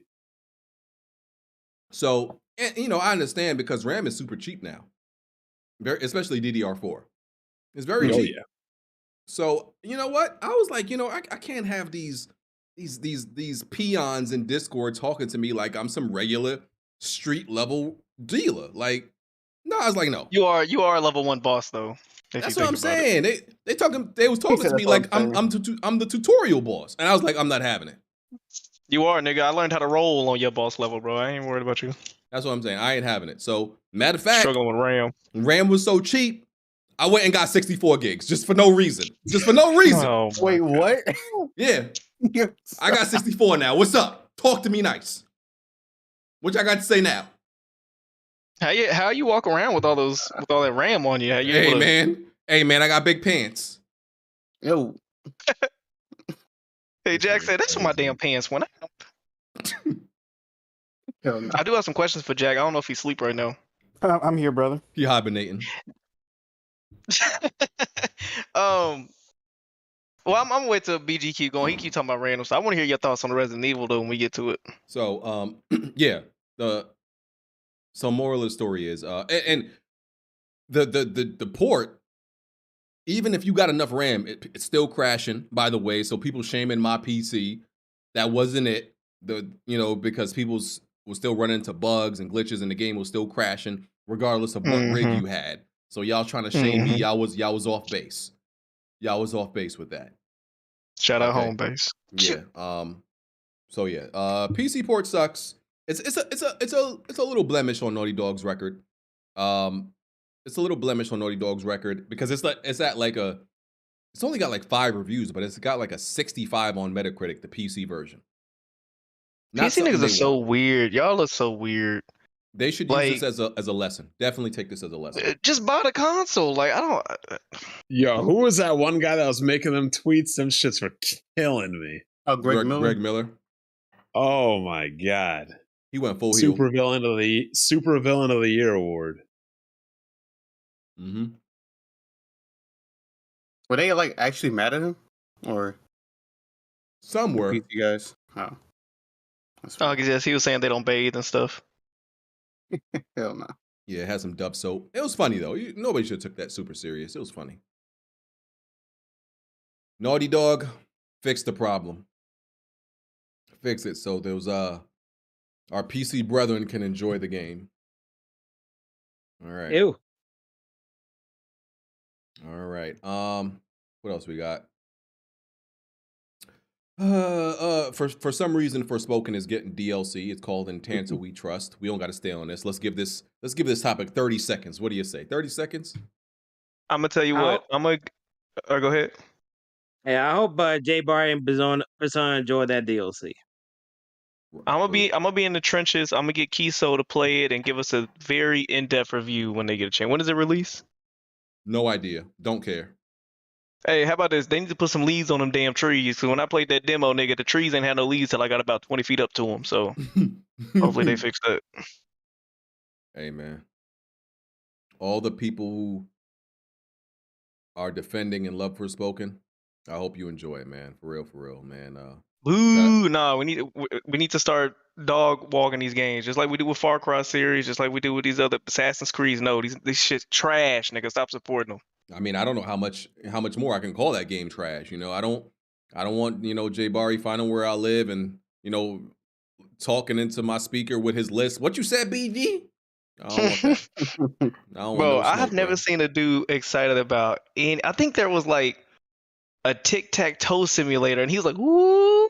Like he was getting hyped up. I'm like, bro, this nigga is excited about anything PlayStation. It's crazy. Those are brethren. Gotta love them. Shout out to him. Yeah.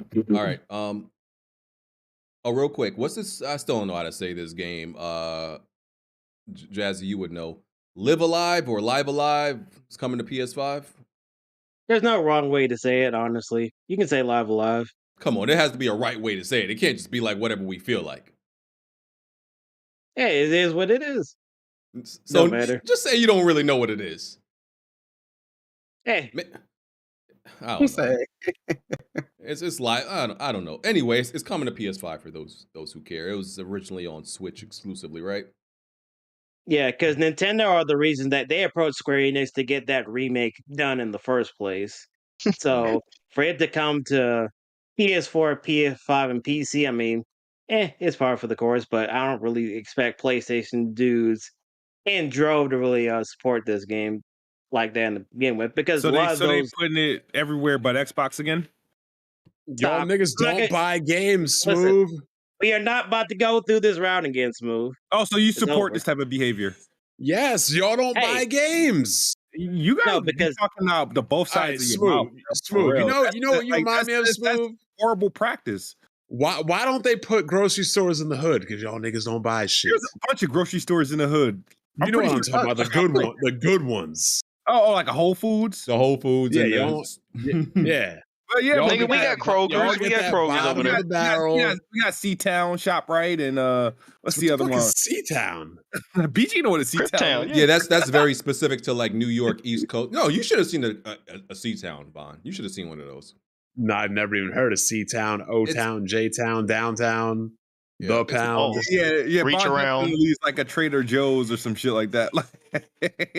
Bottom line is yo, Bond do wear flannel when he go grocery shopping. I can see it. I mean, like, y'all, how many chances have these companies given you to buy the game, to support the game, to beat the game? You all fail on every damn test. From Atlas games to Dragon Quest to Final Fantasy 13, y'all fail every time and then wonder why, how come we don't get any playing time?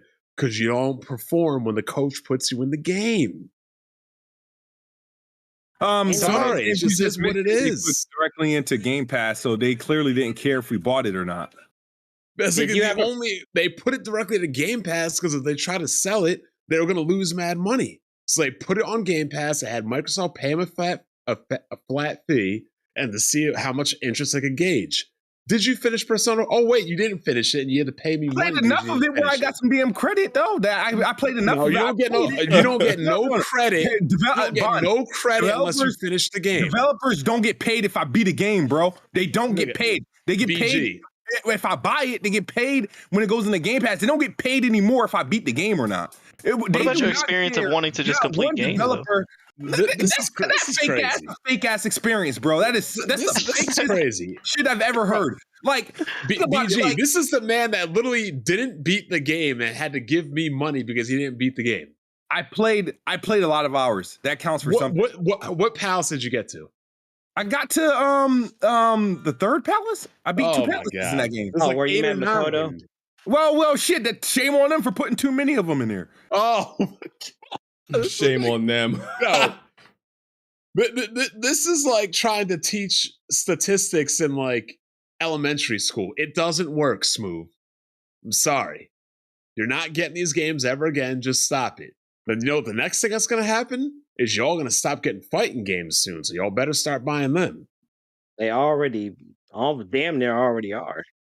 Because I know SNK getting tired of y'all. Same with Arc Systems. Yeah, I mean all them fighting games, definitely heavily. And then PlayStation went and bought Evo. Man. Yep.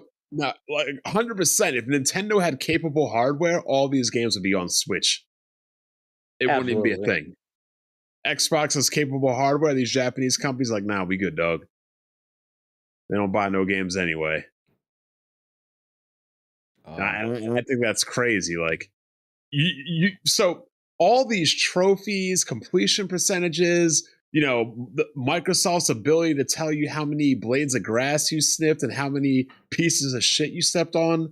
You don't think any of these game developers and bean counters and stuff, you don't think that they're looking at these metrics to think that is it worth it for us to put the game on the system? You really think they're not doing that? They're looking at, hey, how much will we get paid by doing that? That's what their metrics they're looking at. And they're not getting paid. That's the whole point. Because maybe the game ain't worthy enough to be on Game Pass. Not everybody makes a good game, bro. Not every game is good. Being on Game Pass isn't something to be proud of. Yeah, it is something to be proud of. Then why are people coming to Xbox for that Game Pass bag, bro? Why are they going there? If it wasn't something to be proud of, why are they signing those deals? If you're on Game Pass, you're not confident in your game. That's just a fact. Okay, all right. So what do you say to the devs who put that game Chia out on PlayStation Plus day and date? What the fuck is Chia? It's an indie game. Some new indie game from some studio we don't know about. A new indie game, Smooth. Thank you for proving my point. People that put you're never going to have Rockstar let me put my game on Game Pass day one. Like, it's not going to happen. Rockstar already put like 3 games in the Game Pass. On day one? They were remasters. They put them in there to be San Andreas. They put in day one. It was remaster though. They're not going to do that with GTA 7.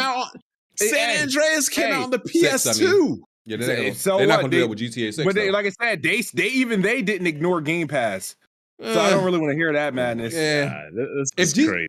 If GTA 6 were to go on Game Pass, I would shut the hell up forever, but that's never going to happen. Exactly. It's not going to happen. I mean, when Xbox, if they buy, you never say never, bro. Never say never. Man. Let's move on.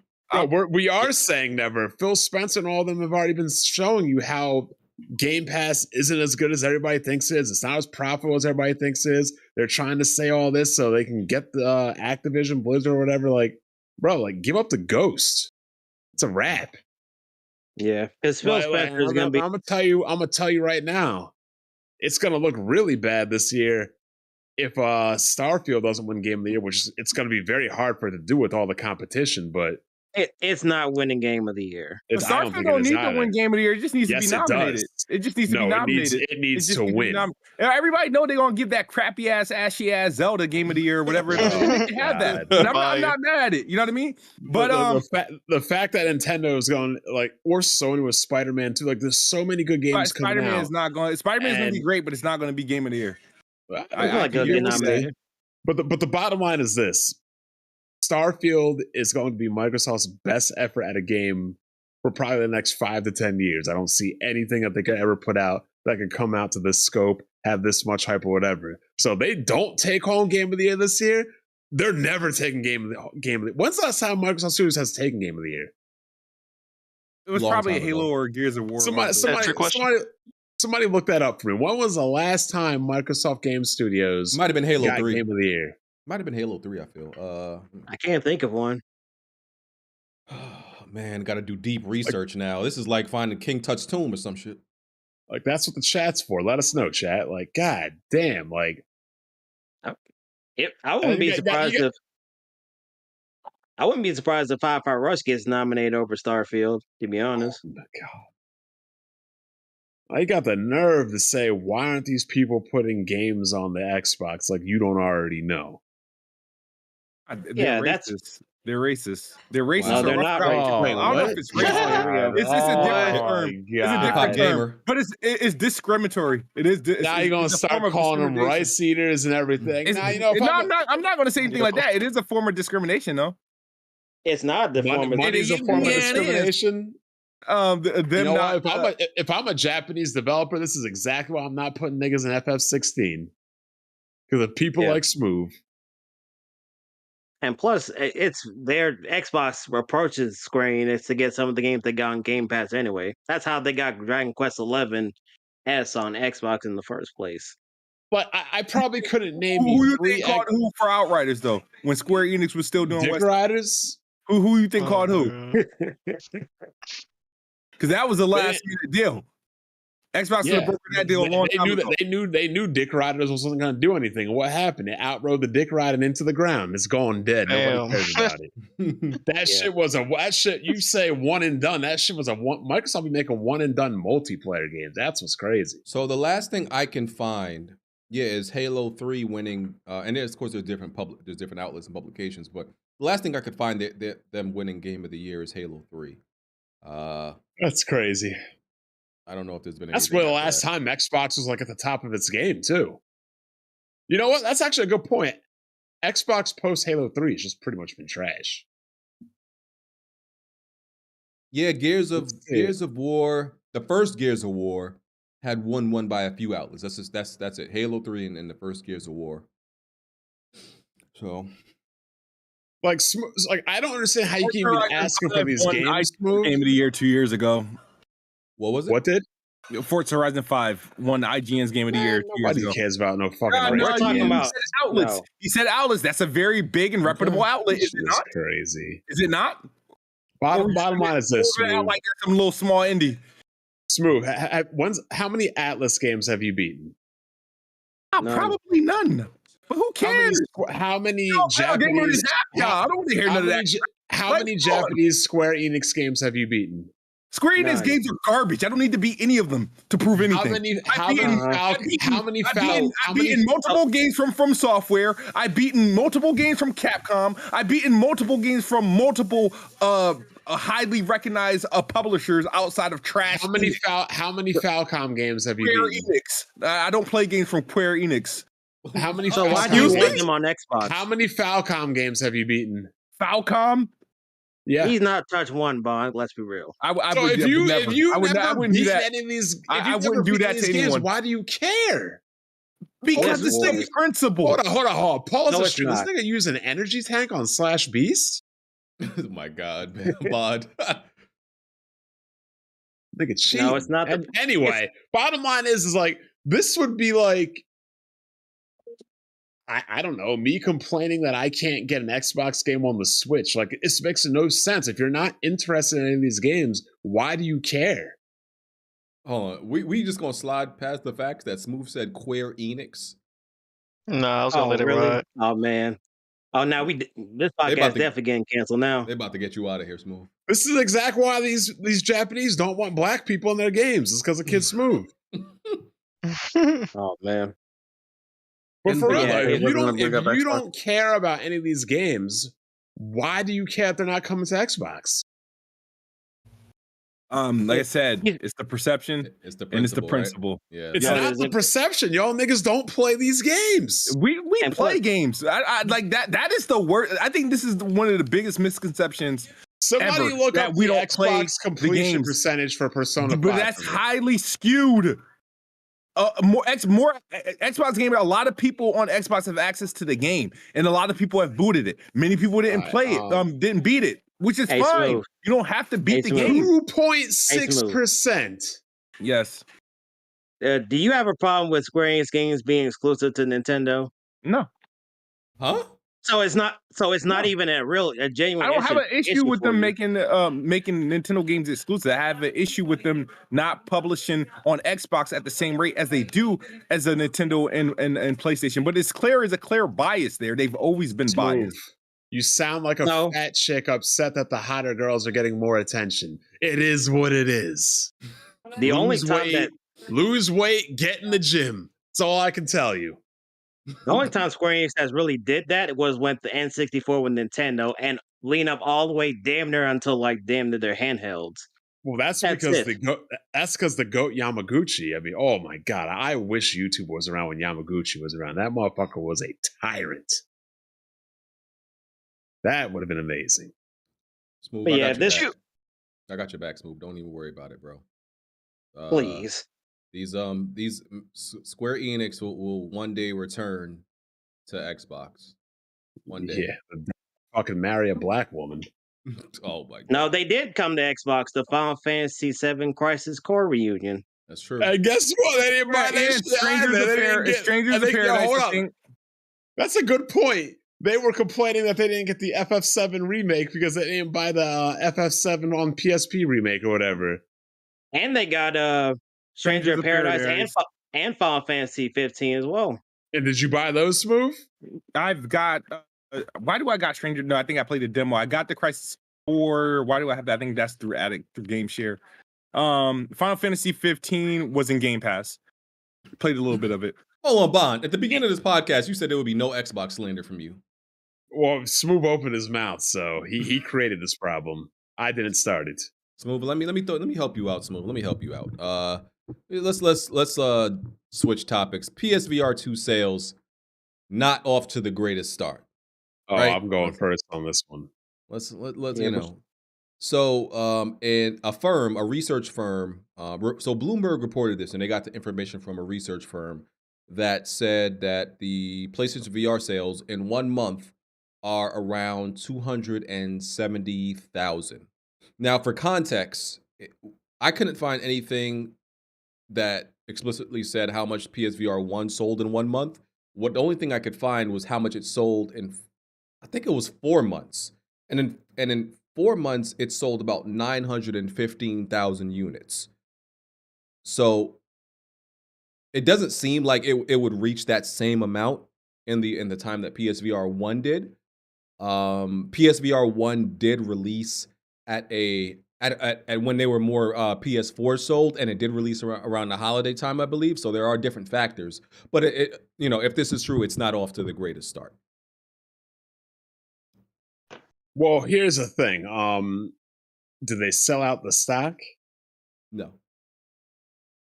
How many units are left on shelf? They shipped 1 million of them. They made less. They shipped 1 million of them. All I know is this. I'm right again. Batting .998, 998, soon to be 999. Only been pretty much wrong twice in gaming. But like I said, nobody cares about fucking VR. I'm sorry, Alex. Your channel's not going to blow up. I'm sorry nobody cares about City Skylines VR. I'm sorry nobody in the mainstream outside of some dinky-ass Quest and some Facebook games. I'm sorry that actual gamers don't give a fuck about VR. VR is a child's play toy that you fucking put on their head and watch their little dumbasses run around the living room. It is a novelty. It'll never be a standard. Just say and my name, nobody Bond. gives a fuck. Alex, any retort? You done? Oh, and to end it, you know how I know nobody gives a fuck? Because Nintendo ain't make one. If Nintendo made it, then I would agree with you. But ain't Nintendo Nintendo doesn't even hold on. Nintendo doesn't even have a console right now, nigga. Why you bringing up Nintendo right now? Stop this. I'm just saying they don't want to make it. They don't want to make a lot of things. What the hell? Yeah, but I'm saying most industry trends follow Nintendo. They don't want to fucking make that bullshit. Fam, do you want to go BG or you want me to go? They'd rather make fucking cardboard Labo than fucking VR. Y'all are the same people that was comparing the PSVR to the handheld gaming. I didn't compare that. So let me say this real quick. So here's what Y'all just doing that in the DMs. Here's what PlayStation needs to do, right? Real quick. So the game, the unit is not on store shelves. The reason it's not on store shelves is because PlayStation gets 100% of the profit when people buy it from PlayStation Direct. So that's the only way you can even get it or come across it, is going to PlayStation Direct, whatever the website is, and buying it directly from there. That's a mistake. I get that you want 100% of the profit, but bro, you got to get this out on actual store shelves, brick and mortar. You got to put it out. I agree. I agree. Let me ask you. How do y'all even know the numbers if the only people seeing them are through Sony's export? Well, these aren't like 100% confirmed numbers. This is from a like y'all research niggas firm. are y'all just getting this research from we asked 1,000 PS5 owners and X amount said they had a PSV shit if it was fucking successful. It's a research firm. Nobody's so saying essentially they're doing polling. There's no way that they know how much is being shipped out of PlayStation. No, they don't know the exact number. They definitely don't know the exact number. This research firm is saying that's the estimate ballpark of how much they believe were sold. But no, they don't know the exact number at all. I mean, it's an estimate. But like I was saying, they need to put it. They need to put it in stores. That's one. They need to make it compatible with PC. I think that's another thing. You gotta obviously keep supporting it, and you need some games that are that work, dually, like regular games like Gran Turismo that the average 2D gamer is going to buy, but also it has a VR component to it, and there's been some rumors of games that are gonna do both. I have a question, and you need a in price regards drop. to you. You need a price drop eventually. I'm not saying when. I don't know when would be the right holiday. I think like this holiday season, November. I think that's the first time you need to drop the price of this. That's when you need to do it. So they got to be ready to do that. EG, in regards to not being on store shelves, do any of you guys have anxiety about ordering high-end parts to your place? I feel like Jack might. I don't, but Jack might. Maybe if you get your shit sent to if you get your shit sent to the hub, like you're from an apartment and you got to walk to an office to get it, maybe. But no, if it's fragile, yes. I live in a nice area. If the shit is like a graphics card, a GPU, or a monitor, I send that shit right to my mom's house. I'm like, look, it's coming at this time because she's retired. She don't worry. I'm like, look, it's coming at this time. Pick it up. I don't need anybody taking my shit off the stoop, the porch, the mailbox, whatever we're talking about. I just would have anxiety if I ordered something that was $600 that somebody might take that shit. Y'all, but this wasn't an issue when niggas was ordering the PS5 from the PS Direct. But now because it's VR, I have anxiety about my package. I went to this. Stolen. I mean, my PS5 came directly from Connecticut. What's that one store called, Smooth? I don't recall, but carry on. What, Micro Center? I don't know. What are you talking about? Micro Smoother? He talking about Smooth bottom one. But anyway, niggas in the DMs was talking about the Vita sold this and how it's this many user base and y'all only sell this much. It's literally a new peripheral. One. Y'all are complaining about the price. Huh? You can't even spell peripheral. I can. I have an engineering degree. Play that with somebody else. Not only is it not, spell that shit. I hate that I'm on my phone. I have a delay. Anyway, it's a new periphery. Y'all are complaining about the price. You're getting gaming experiences that you can't do on a flat screen. Like literally, opposed from the usual PS5 lineup, you have your own games. The things that they need to do, I agree with VG. They need to have it backwards compatible with the other PlayStation games. All they have to do, literally, is to make that PS Premium whatever service more tantalizing. Throw the old VR games in there. Just throw them in there because you can't even really access them unless you go search for them in the store. Throw them in the service. I got a quick question. This guy says it doesn't need to be on PC. Sony has 120 million ecosystem. What is he talking about? That's including like PS4, dude. It's not a cross-compatible device. PS4 can't run this shit. Oh man, the PlayStation Defense Force in the chat going crazy. Yeah, that's the defense for keeping it off PC is because if you open it up to PC, that's potentially less people buying games from your ecosystem on PlayStation, and you have to make sure a lot of these. Well, you don't have to, but it would be in your best interest to make sure it's compatible with a lot of these these VR games on PC. But I don't buy that. I think you just have to give. That's not even an issue. That's not even an issue. To finish my last point, and I'm gonna touch on that. And on top of that, we haven't even got our full slate of PSVR2 only games. We have games that are GT7, Resident Evil, other games that No Man's Sky. They have their own flat screen experience that have VR capability. And I didn't like that either. I'm not saying it's a great game. I'm just saying we still have the leftovers of the PSVR 1 and or the games that already had that functionality. With it going to the PC, we already have games right now on PlayStation 5 from the PC that don't even work all the way. Pavlov has the crossplay functionality that does not work on console. I can't play with PC people. It was just a lazy port. Here's why it needs to be on PC. Any other peripheral? No. You need it on PC because it's an expensive peripheral. PC gamers have the most disposable income. Not only that, but if somebody does buy a PSVR on PC, they're probably more likely to buy a PS5 down the road too. So it's a win-win situation. There is no L in putting this on PC. It makes sense. I agree. The only issue I have with y'all niggas is that it didn't sell 1 million, 2-3 million first off the gate. Bro, people are just now seeing PlayStation 5s in the store. We are I don't know. Y'all say this all the time when it comes to anything else, but when it comes to this, y'all niggas are like dense, like bricks for brains. Not everyone is going to PlayStation Direct. They don't even know they can do that. You know how many people I know in real life that's like, dang, bro, I ain't trying to scalp her still. I'm like, bro, just buy it from the website, PlayStation Direct. They're like, what is that? Nick, a lot of casual people not buying the PlayStation 5 until they see it in the stores. You have other VRs like Quest 2, the Vive. I saw the Vive in the store one time. It has to be on the shelf for people to say, oh, okay, bet. What, Black Friday, holiday, birthdays, whatever you're in the store, you buy it when you see it. Yeah, but and it's like it's annoying me because y'all are writing it off for one, like I've been saying, you niggas do not play VR. And y'all are the main people trying to say that it's failing. Yeah, Everyone else in the ecosystem of VR is excited. They see the games coming. They see the technology. They see how it's a big upgrade than what we've been given. And all of us are excited. Yeah, y'all didn't. Now, let me come in here and start talking about Nintendo games.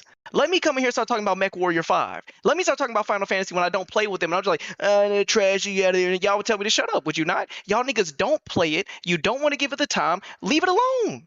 That's annoying. Here's the thing. So Nobody annoying. wants to play. It's not just us. Ain't nobody care about that shit. Yo, the people in this chat aren't like, I hope they talk about VR today. Nobody cares. I think it's a wrap. Like I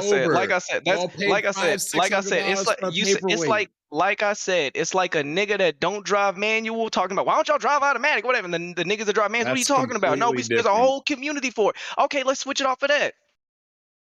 We just talking about the handheld. Y'all saying how what the Vita sold or whatever, and then you comparing a handheld market space to a new technology. BG, you know what I'm talking about, right? Because they acting like they don't remember that combo. Blandrew was the one that brought that up, but Blandrew and you were with them. You was with there holding his. You was holding his pocket. Not on handhelds. What are you talking about? All right. Okay. My point has always been is nobody gives a fuck about VR.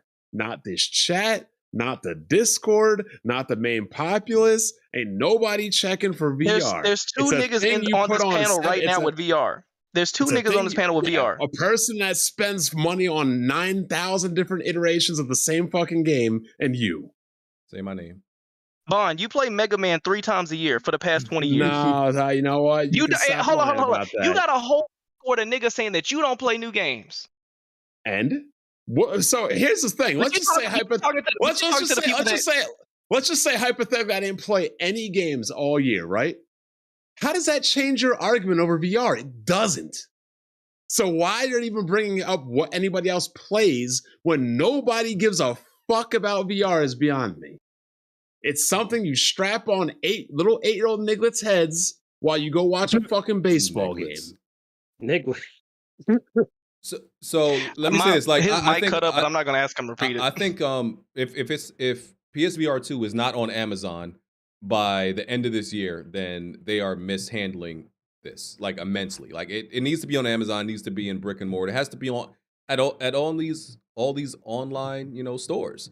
But I don't think I just disagree. Like I think it's preemptive, like calling it like dead. Like we have a month worth of sales. Like a month. Hold That's on. it. That's my thing. Hey, BT, you in here? Are you you here? Buck. Damn, he probably dropped out. Yeah. I was gonna say BT is a guy in here right now that I'm sending a PlayStation VR 1 to. So I was gonna ask him why is he interested? Why does he want to even give it a shot? You sending him one. He asked me for it. What are you talking about? That means the nigga's interested. Yeah, but isn't Jack Move interested in the VR too? Jack got 3 inches of space in his room. He got a space issue. But he's still interested in getting. That's one of the roadblocks of VR. VR has a lot of roadblocks. It does. But that's the thing. That's not even for this one. It's not even a roadblock for this one. You literally set your play area. You could be sitting in a chair, and it gives you a play area where you are. Yeah, but I think having space is ideal. I think having some space is ideal. But my thing is, like I said, I think I don't think it's like dead or anything. I just think I do think the timing is a little bit off, and the timing was a little bit bad because it's dropping the beginning of the year, February, not during the holiday season. And earlier the Switch was successful dropping in at the start of the year. That's a regular console though. or handheld, whatever you want to consider it. Like if this shit was such a wanted commodity, Microsoft and Nintendo would be making this shit. And they're not.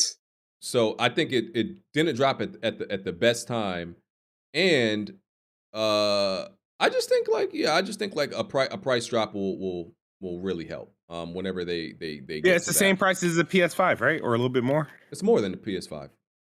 It's more than PS5. But I think you hit the nail on the head, BG, when you said it's only for the PS5, and the PS5 isn't like a 100 million user base where it can actually excel like that. It is on, and it's not available. It's not like VR itself should be like a device that works on like existing devices. That's the only way VR is going to be like a mass, like produce a massively sold thing. But the thing is, when you have them like tied to a device that's just becoming available, it's going to take time for it to be successful. But yeah, I think if they would have, with their new PC initiative, I think they should have found a way to make this thing like a cross compatible device to work for PC and to work for PlayStation, even to work for PS4, not so that you get the games, but like you just play your PSVR1 games on it, and you just have like a better device to use. I mean, I think there's a couple ways it could have went about that. Yeah, because there was news we just got the news that the PS5 in February sold more units than any other PlayStation ever before in that month. Like that just happened. So most people, I wonder why, because niggas are walking in Walmart and seeing it behind the glass. Yeah, and because they're in stock right now. That's why I was asking, how much stock does Sony have of this? Do they not produce a lot and sell everything? Oh, no, there's enough. There's enough. A lot and not sell enough. Yeah, they're not selling out or anything. Yeah, because the people are literally just getting PS5s, hence why it just broke a record in February.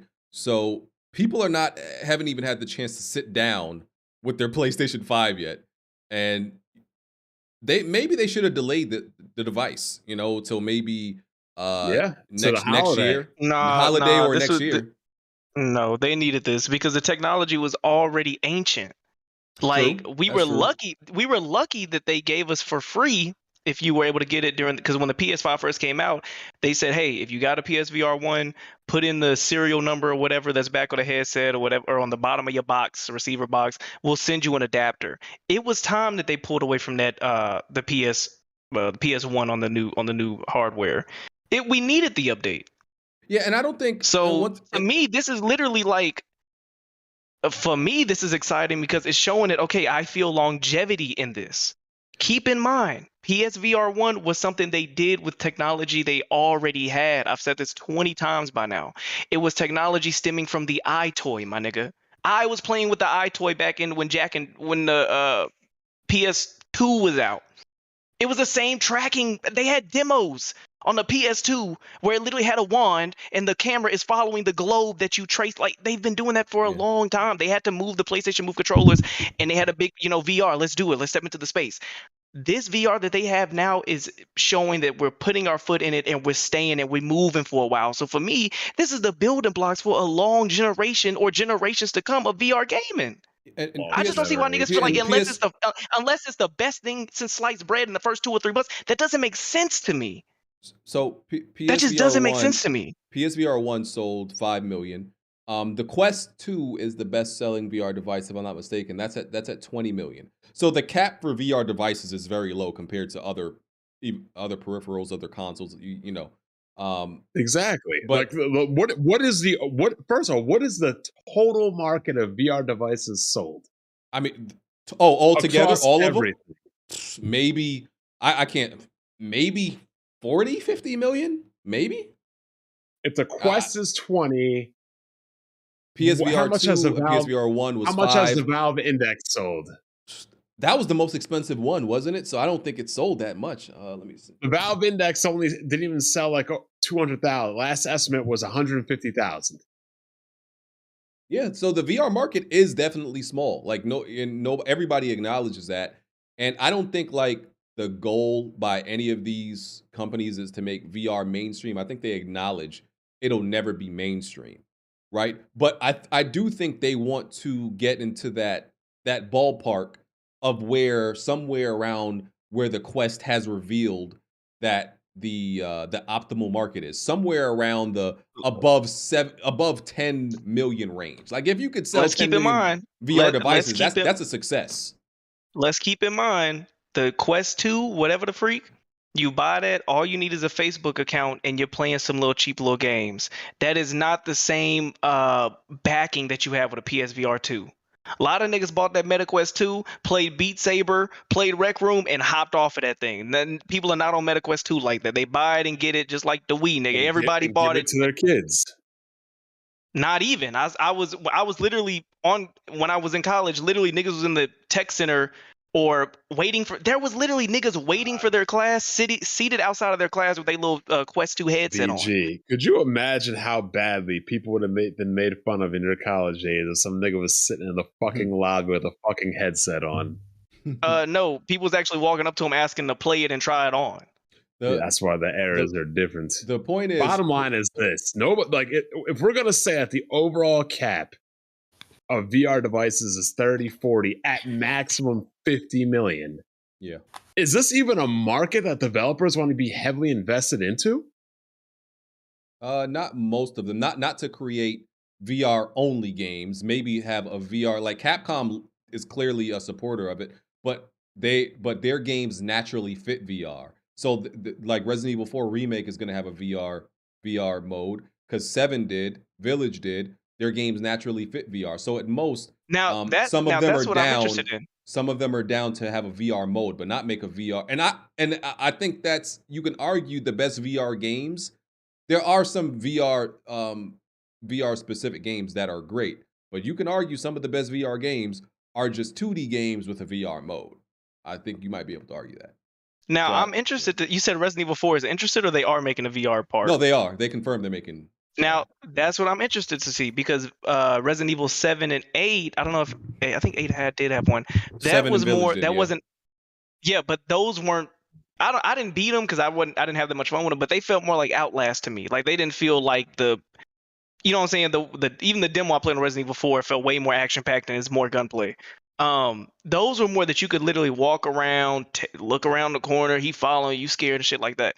Now, depending on how they do this Resident Evil 4 VR, I might play that if it's more action packed. But here's what I think. Like I said, they got to do all the stuff I said. Drop the price. They got to be aggressive because Sony's reputation, abandoning something that's not a success right off the bat. They got to continue to show the games at the showcase. Would be great if you could get Half-Life Alyx on there. Get Astrobot, the game that was on PSVR1. Obviously, a lot of people, didn't get to play it. Bring that to PSVR2. Like I said, drop the price. Stay aggressive. I honestly think it'll be, it'll be fine. It's not gonna reach the Quest 2 numbers or anything like that. It's not gonna break the glass ceiling of VR or anything. But I think it'll be good. Like if your first one sold 5 million. If you could get this to sell 7 million, I think that's an accomplishment. So they got to be aggressive. So I think we wrapped that one up pretty good. Alex, anything else? Like I said, bro, I'm a down as hill. You people that don't play VR game got the most to say about it. That's all I'm gonna say. Yeah, well. But I'm gonna say this: the 2 niggas on the panel that play VR, BG, what do you think? I feel like we're having a lot of fun, huh? I mean, I don't think nobody denies that VR is good. Like the device is good, the games are actually good, but getting people to buy in is absolutely a challenge. No, I don't think nobody actually challenges the quality of the games, though. But convincing people to buy it and getting people really interested in something that you can't actually try out until that's the thing. You can't try out VR until you buy it. And that's a problem, like it's something you got to have belief in before you buy it. And having belief in something that costs $600 essentially, that's hard to do for a lot of people, So I get it. Yeah. I get it, man. It's a leap of faith. It's a leap of faith, man. I get it. So let's move on. E3's been canceled. E3 2023 has been canceled. And Bond, I'm shutting you down on this one. Shutting you down. Because you gonna try to take credit. You also want to know why this shit is trash? My closing thoughts. For E3 or PSVR? Nah, on VR. My closing thoughts real quick. Oh, we'll get to E3 too. Smooth is complaining about games he'll never play, has no interest coming over to Xbox. That nigga Smooth ain't complaining one iota about VR games on Xbox. Court adjourned. Has Xbox ever had a decent experience with other peripherals? You want to talk about Kinect? Kinect sold more than all the PSVRs combined. Did you play Kinect? And did you have fun? Absolutely. Tell him again. What'd you say, Smooth? I said Kinect sold more than all the PSVRs combined. You know what? I think the most playtime you got out of your Kinect is saying, "Hey, Xbox, clip that." I think that's the most fun you've had with your Kinect. I don't think you was out there playing games.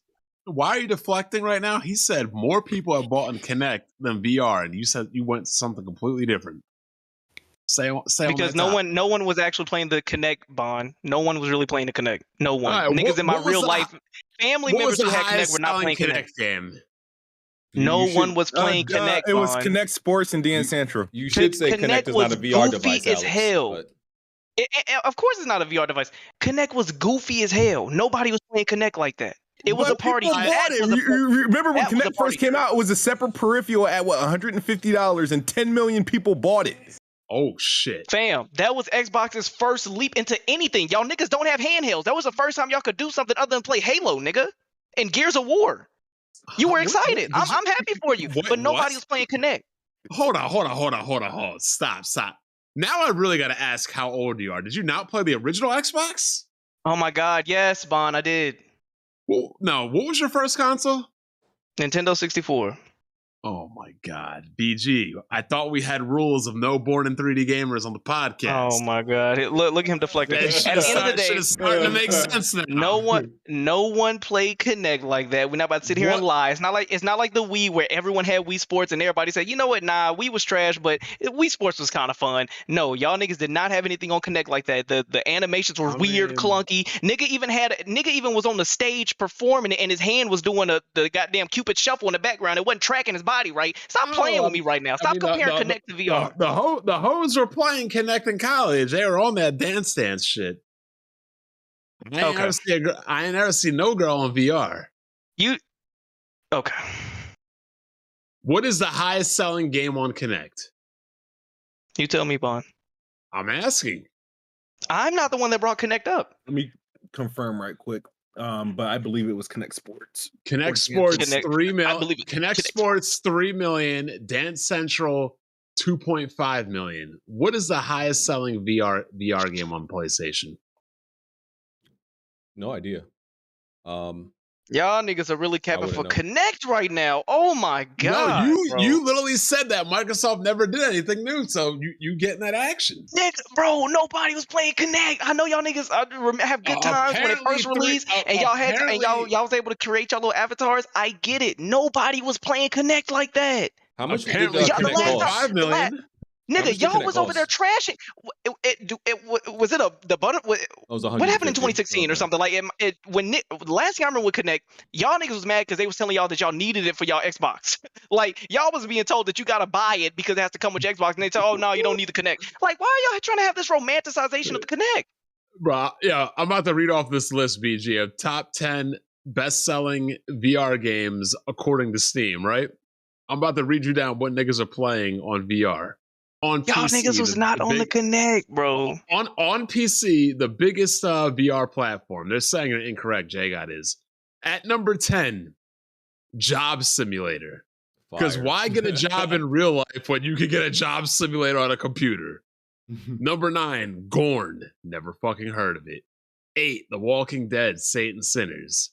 7, Hot Dogs, Horseshoes, and Hand Grenades. That actually looks pretty cool. I'll give them that.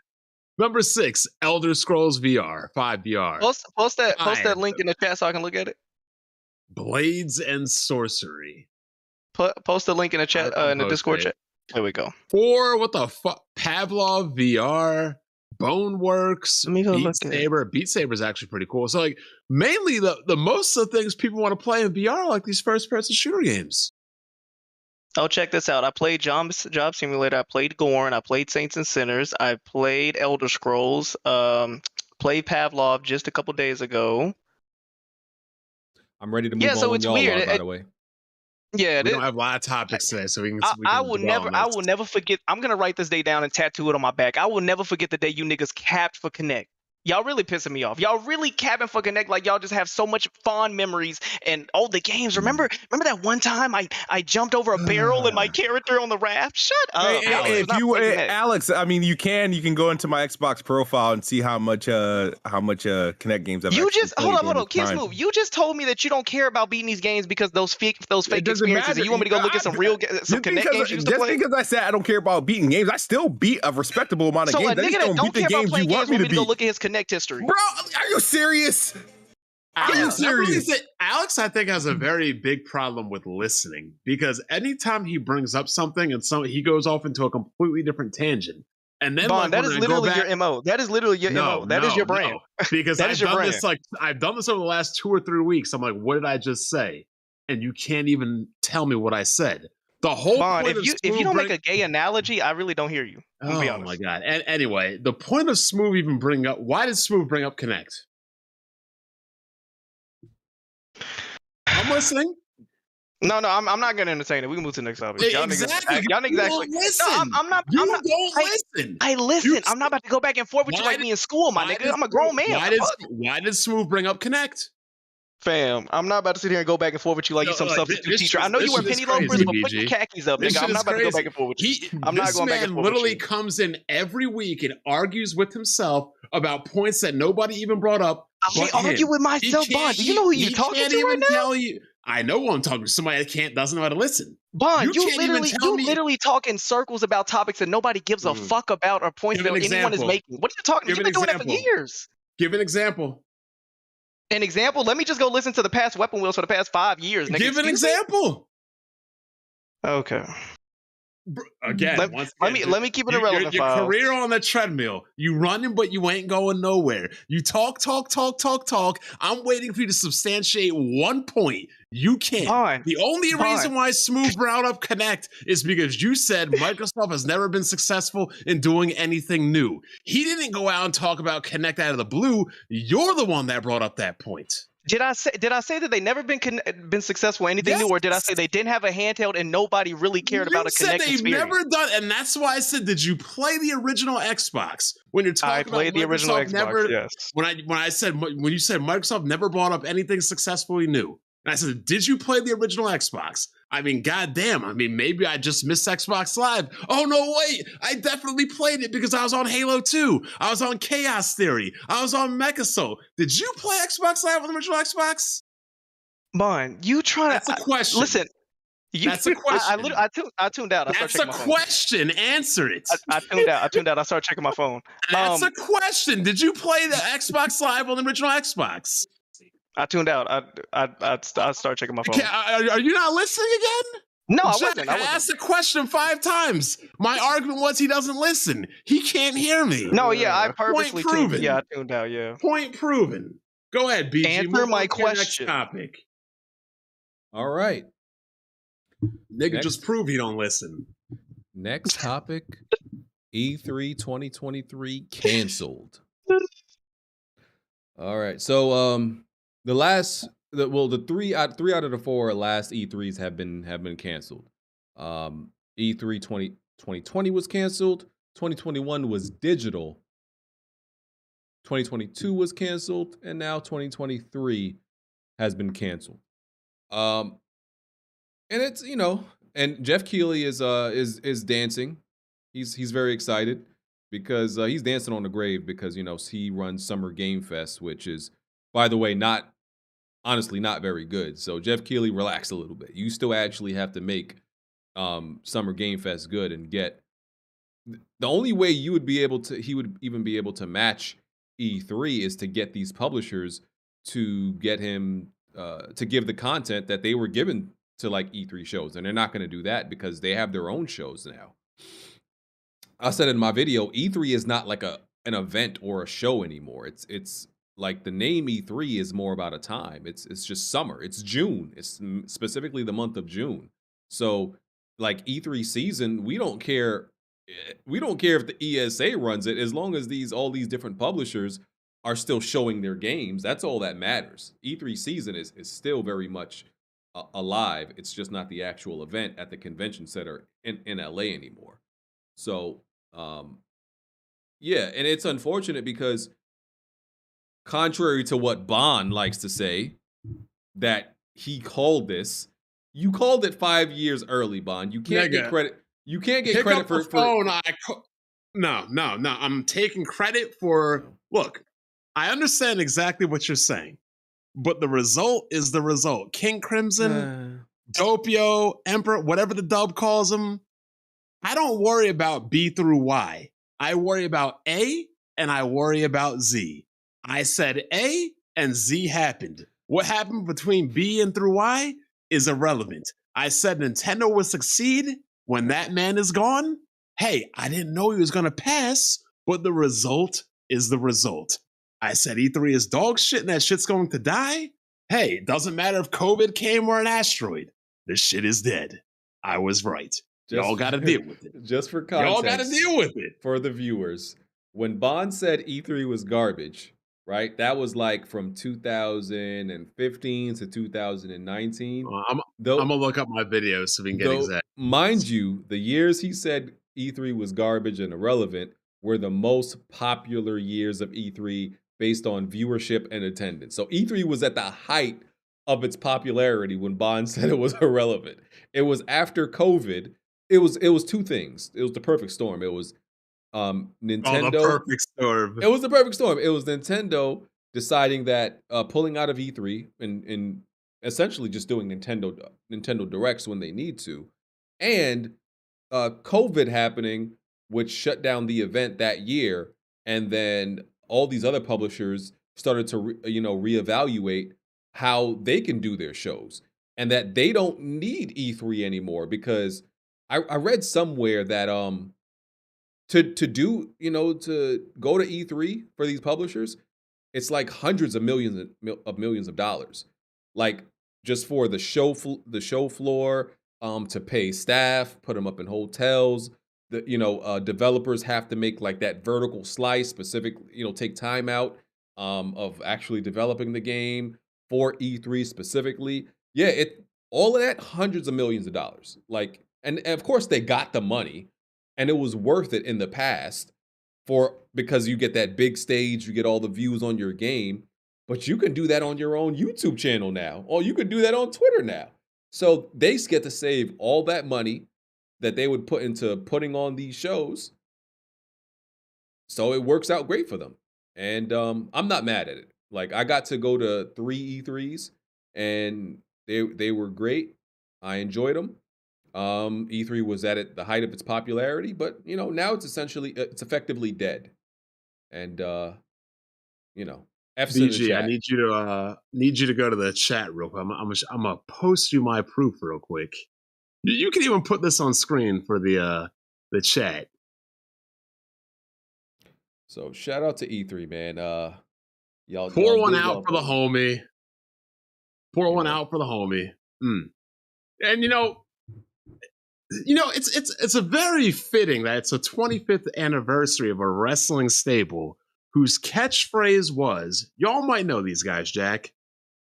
You either evolve or evolution passes you by. And what happened to E3? Evolution passed them by. It's a wrap. Did a wrap. The Shield came out and whooped their asses. So yeah, I'm not mad at it though. I'm okay. You know what Go ahead. You know what I'm mad at? I was hoping there would be one more E3, like maybe 2-3 years ago. I was hoping there would be a quick encounter when niggas were talking about meeting up and I want to see you and come meet me. And I was hoping something was going to pop off. Me too. Had my lawyer ready on the, on speed dial. BG rolling down the E3 with his lawyer. Yes, sir. Had the lawyer ready. But let's be real. Just because the quality was good doesn't mean that E3 wasn't going to die or was in dire straits. The Super Nintendo, arguably one of Nintendo's greatest systems, was good, but we already saw where the industry was going, away from cartridges. And Nintendo was stubborn, stuck with cartridges. And then Sony came in, like Geoff Kingley, with the PlayStation 1 and CDs, and put Nintendo and E3 in their place. So just because you're doing good now doesn't mean people can't see the future. Like you said, we already saw the future. Nintendo was doing directs. Nintendo pulled out. Niggas used to argue about floor plans. Love them or hate them, like I said, once Nintendo decides to do something, other companies follow suit. Y'all think these, what's PlayStation's thing called? The PlayStation Showcase? Damn, what's that? State of no, it's not State of Play. They have Yeah, what's that? State There's of the big Play. one. State of Play. Yeah. No, but there's the big What one. I'm Ain't saying- there? What's the big one called? No, not the big one. I'm just saying, Experience. Oh yeah. What is They're there like? State of Play. State of Play. They're, State of Play. Okay. Yeah. What is Xbox's called? the ones that they just started doing, Xbox Developer Direct. Yeah, that one. Yeah. Regardless, y'all really think that Sony and Microsoft would be doing these things if it wasn't for Nintendo doing Nintendo Direct? Bow to your overlords. Nintendo fucking creates, other niggas follow. It's just the way gaming has always been. Regardless of how pathetically weak Nintendo's platforms have always been, Microsoft and Sony are like Kevin Durant. They're not bus drivers, they're passengers. It is what it is. I will say, for better or for worse, some people might think this is a good thing or a bad thing. I think the result of no longer of these publishers not giving E3 their content, not showing it off at E3, is you're not gonna see the reveal of games like 3 years out as much anymore, because I'm sure it was a task sometimes for these publishers to put out, create a demo, a vertical slice of these games that clearly weren't ready, but you need to have a good show, because if you have a bad E3 show, you get roasted for it.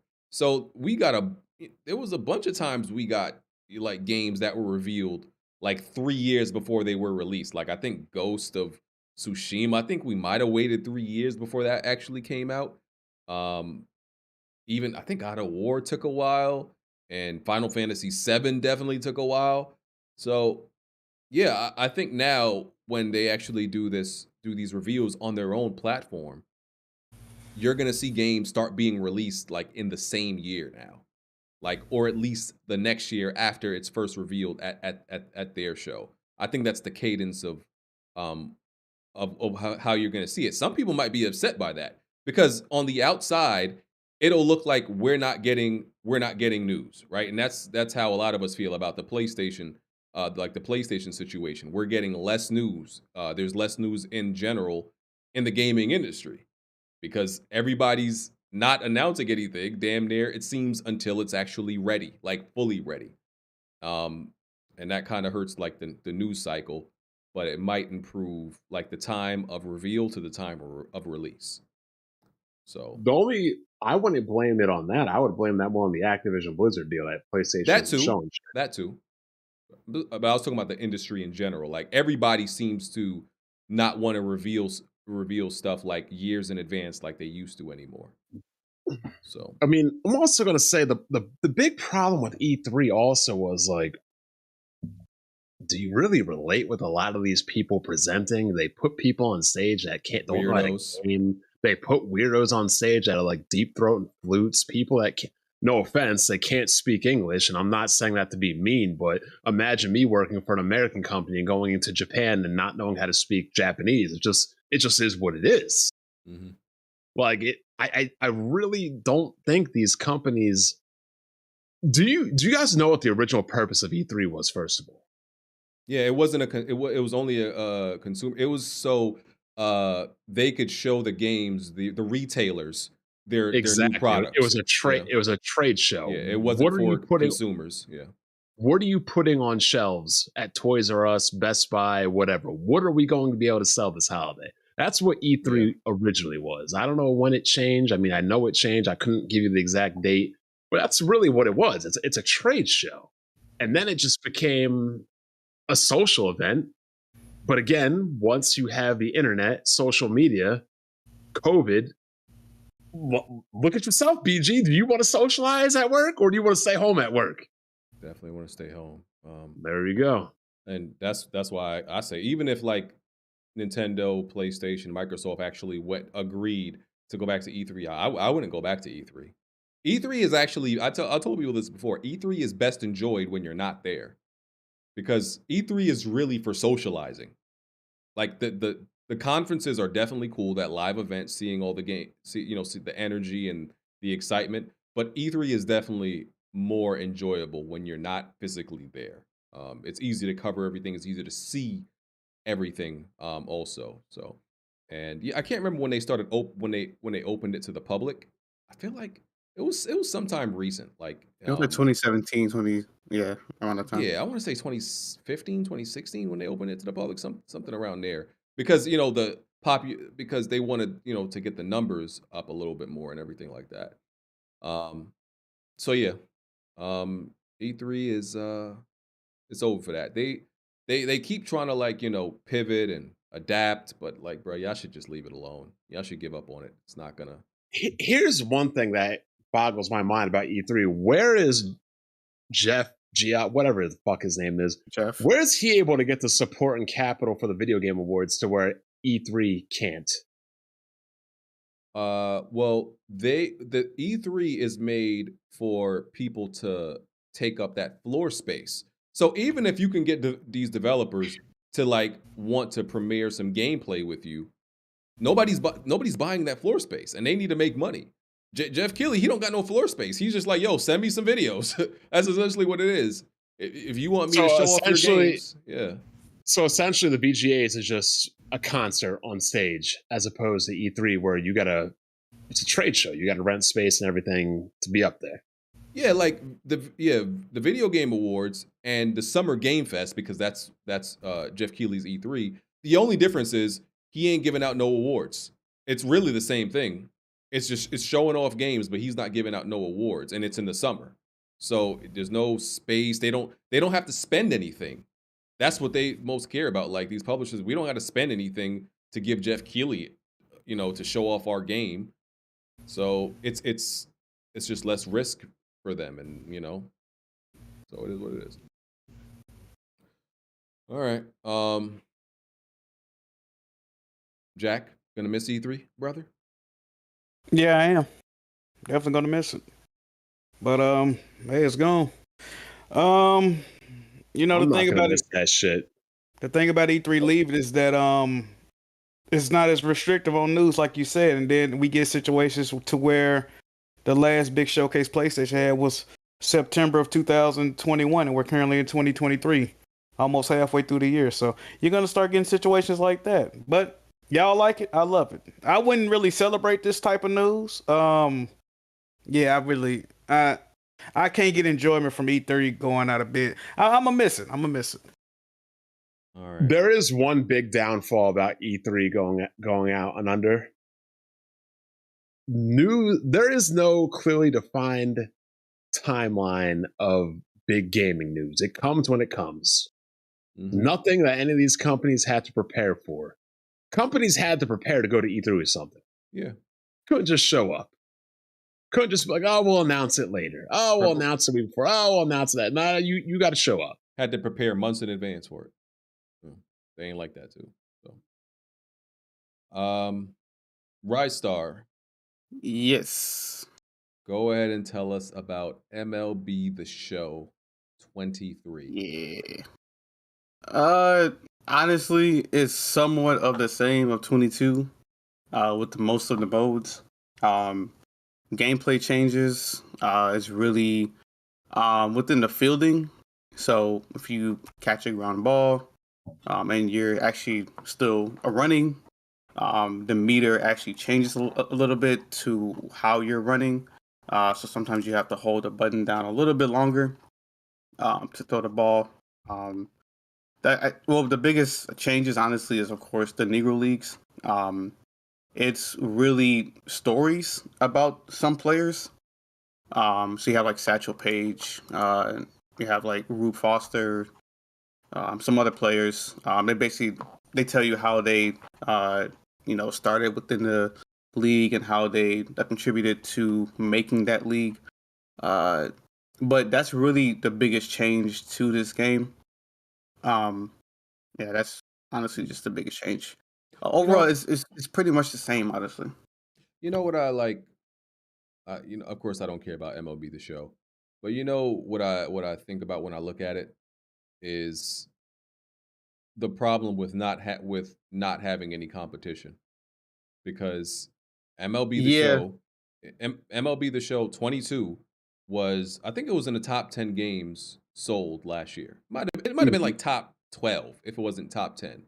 And the game is like a 70. I think last year's was at like a 78 on Metacritic, and this year's I think it's like it might be like a 79. And it's a great selling game, and people play it as their number one premier baseball game. Why? Because there's no other baseball game. So Yeah. also, since Sony San Diego knows there is no other baseball game, nigga, you just gonna keep playing our shit. It don't matter whether this get like a 85, a 90 on Metacritic. It don't matter whether we actually put forth our best foot forward, our best effort to actually make this an amazing baseball game. And by all accounts, people say it's a, it changes year to year, but people say it's a good baseball game. But who cares? Like, they don't have to care that much. What y'all don't got no choice. And that's what I think about. I mean, it's like 2K or like FIFA, where there's not that much, to like really change, honestly. It's cool that they added in the Negro Leagues. I wish they added a little bit more with it rather than just the stories, but it's pretty cool. Yeah, honestly, it's honestly the same. It's nothing that much different. There's nothing changed between the two games. It does look better on next gen, though. I'll say that. I don't think it looks any much better than last year's game. It maybe because I'm playing on 4K now, but yeah, it like I've already had an issue with a PlayStation first party studio solely making a baseball game. I always thought that was weird. Right? It always made no sense to me, and people they've made other games and they failed. They made 2 MMOs. They made Kill Switch. Was it Kill? Not Kill Switch. Kill String. Yeah, and that was they made other games and nobody played them. They were MMOs. But they were garbage. Well, they were MMO. Kill String was an MMO. I get what you're saying though. Like it was some top down. I don't remember what exactly it was. Yeah. I actually played the game. I played it. But I think they need. I think Sony San Diego essentially needs like another team, another skilled team, and like the studio needs to be split in two. One that makes MLB The Show, and one that makes the whatever other game other than MLB The Show. And you need to hire the correct people for it. Because I just think just having a studio that makes annualized MLB The Show games is dumb. I think it's dumb. And I stand on that. I need somebody to make another baseball game. That too. Because like EA and 2K the show was never my favorite baseball game. Like and it does suck that this is the one I have to play because it's the only one. But like 360 PS2 era, I honestly didn't really play the show because there was so many other games to play. My favorite one was the Bigs, and that was a 2K game. But yeah, the show's a cool game. It's cool. Yeah, I can't. Please make like at least I just wish they would make at least like something. Not it don't gotta be another AAA, and that's like Jack said, that's what they did make in the past. That like Killstrain wasn't anything near like AAA or even probably double. Alex, if you got something to say, you can say. You don't just gotta type all day. Oh man, what's my baseball? Come on, man. I'm just saying. Yeah. I'm not trying to stay away from the topic. But yeah, like I just want them to make something else, man. Like because most of these studios out here are making like 2 games. their main stuff and making another project. So that's what I want to see. I'm sick of like I hate this just MLB the Show shit every single year, and that's all y'all do. Because maybe it wouldn't be so bad if that's all y'all did, and y'all just made like the greatest baseball games ever. But y'all don't. It doesn't seem like y'all do that. Y'all make okay baseball games because that's all y'all got to do is just make okay baseball games. Then you said it was a top 10 selling game last year though. Yeah, because they got no choice, and that's why they don't have to. Because I mean, if I was making a top 20 selling game each year, I wouldn't make nothing else either. Well, that didn't start until last year because it was on every system. Oh, all right. It was never a top 10 game. it was like in the top 20 before that. Yeah, but reaching top 10. It wasn't top 10. No. Yeah. So that's just me, man. I just wish they would make something else. I will say this about this game: crossplay is terrible.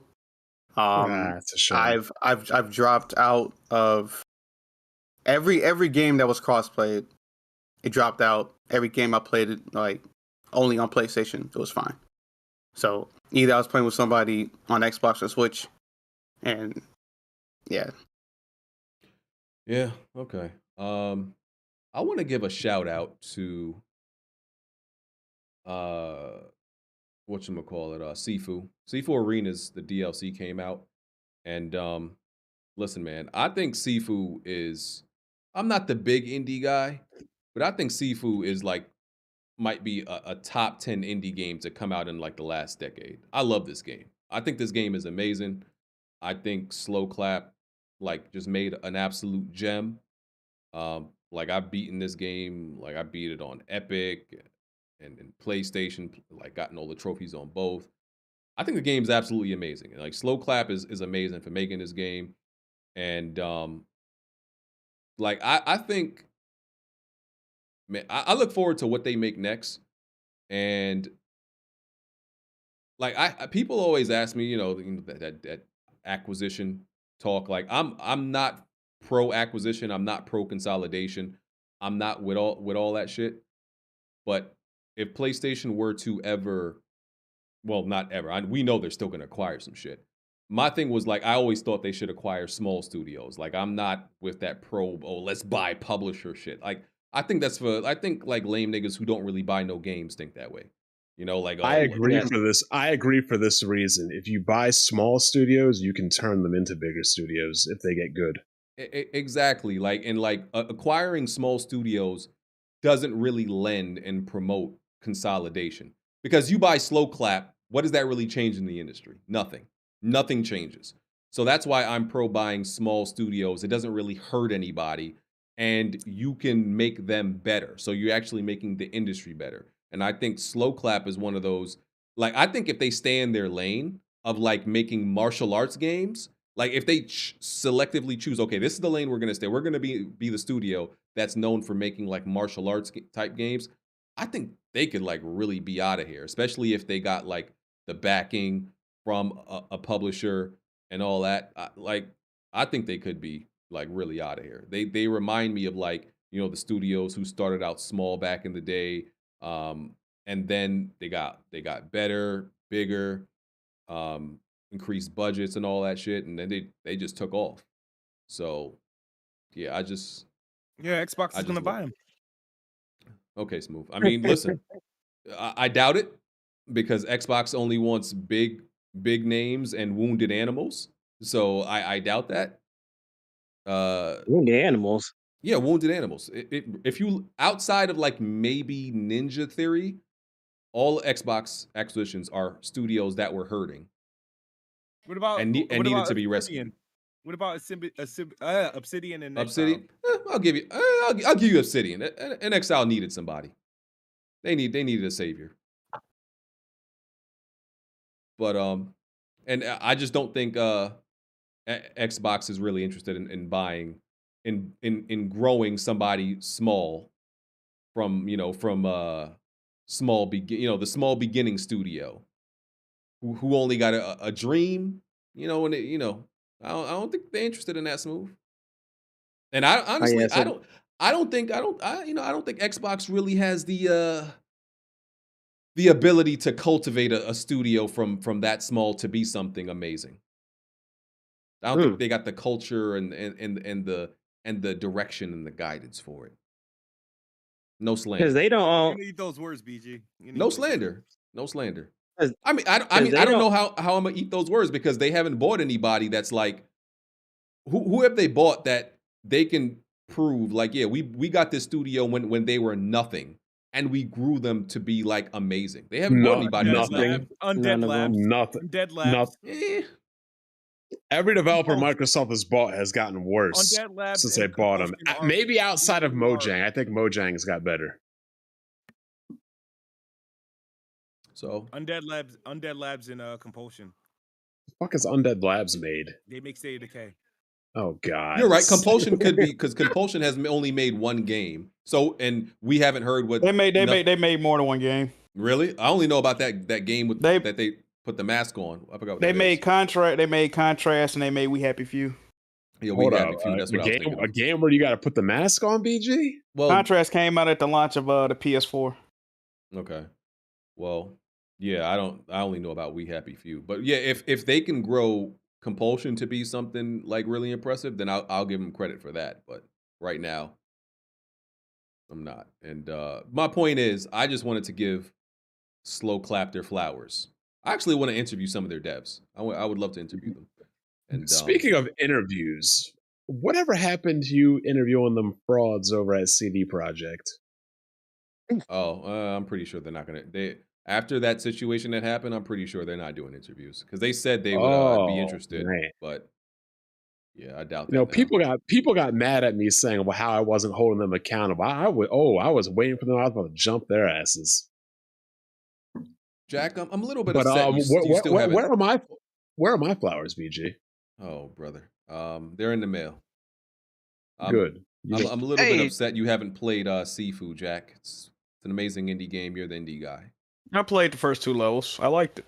You need to beat that, dog. It was other games out at the time. I was playing other shit. You need to beat Jack, I like the game. You give me your thoughts on Resident Evil yet? No, we never talked about it. I think that nigga BT. Did you fall asleep, bro?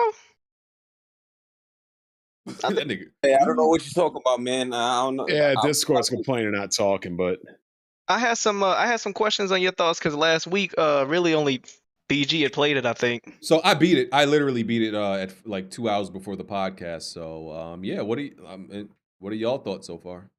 Well, I wanted to. Well, BT, you know, he's kind of new to Crumb side or whatever, so I kind of wanted to ask him where he got his start in the gaming anyway, because all I know about BT on the gaming tip is that he loves Ghost of Tsushima. Like, he got that tatted on his thigh. Like, he loves that game. So I was gonna ask him like where he even got into gaming for real. How come you get to ask that question when you couldn't prior answer it? Bond, you asked me if I was playing Xbox and Xbox 360. I said yes, I was. I didn't get and then an you answer. started. I played what? All I heard was True silence. Crime, Halo 1, Halo 2, Need for Speed. I was playing games on there, but I'm a primarily PlayStation gamer. Like you see what I'm saying? I'm sitting there trying to ask BT a question. So what was the question, Alex? I ain't catch that. I was saying, where did you get your start with gaming? Because I met you on the PS5. I don't know your history for real.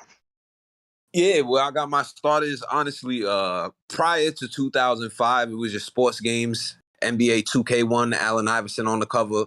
NFL 2K, Randy Moss on the cover. Ready to Rumble boxing. Later on, going into like NBA Live, NBA 2K. What you know about that Ready to Rumble? What you know about that Ready to Rumble? What? That's fine. Nah, that shit was fire on Dreamcast. I had that joint on Dreamcast. Yeah. That and Power Stone. I messed with Power Stone heavy back in the day on Dreamcast. But pretty much mostly sports games, couple fighting games here and there until 2005. I remember I was at Providence Place Mall. Shout out Providence, Rhode Island. On the 4th floor, they had a EB Games at the time. Walked in. I didn't have no next gen. Yeah, EB Games at the time. I didn't have no next gen console. I'm like 13 years old. Just messing around. My mom shop around the mall, finding something to keep myself occupied. End up playing the little GameCube was out for display. You know, back in the day, they had all the demos lined up in the game and stuff. Decided to click on Resident Evil 4. Resident Evil 4 and playing that Village demo at the beginning.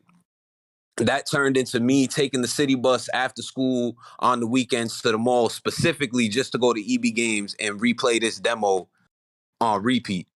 Eventually came into a damn PS2. Long story how I got the PS2 for another day, maybe for the LFE pod, Alex. So that's a funny story. But first game I ended up buying was Resident Evil 4. Ended up falling in love with it, and that began my transition from just playing purely sports games into more narrative-based storylines and things like that. And Now, ultimately, do you think that my love for RE. now, for the people in the audience, I don't know if y'all know, but BT is also a movie guy. So, was it your love for horror movies that kind of gravitated you towards Resident Evil, or was it just because that was the first game that you put your hands on, you spent money for, and you was like, all right, I guess this is my bag or whatever? Nah, like what attracted you to the series? Was it the horror movie? Be clear, when it comes to movie guys, I am a bench player. I come off the bench, give y'all about 10, 15 minutes, get a couple buckets. I know my role. I play my role. Shout out to Jack Move.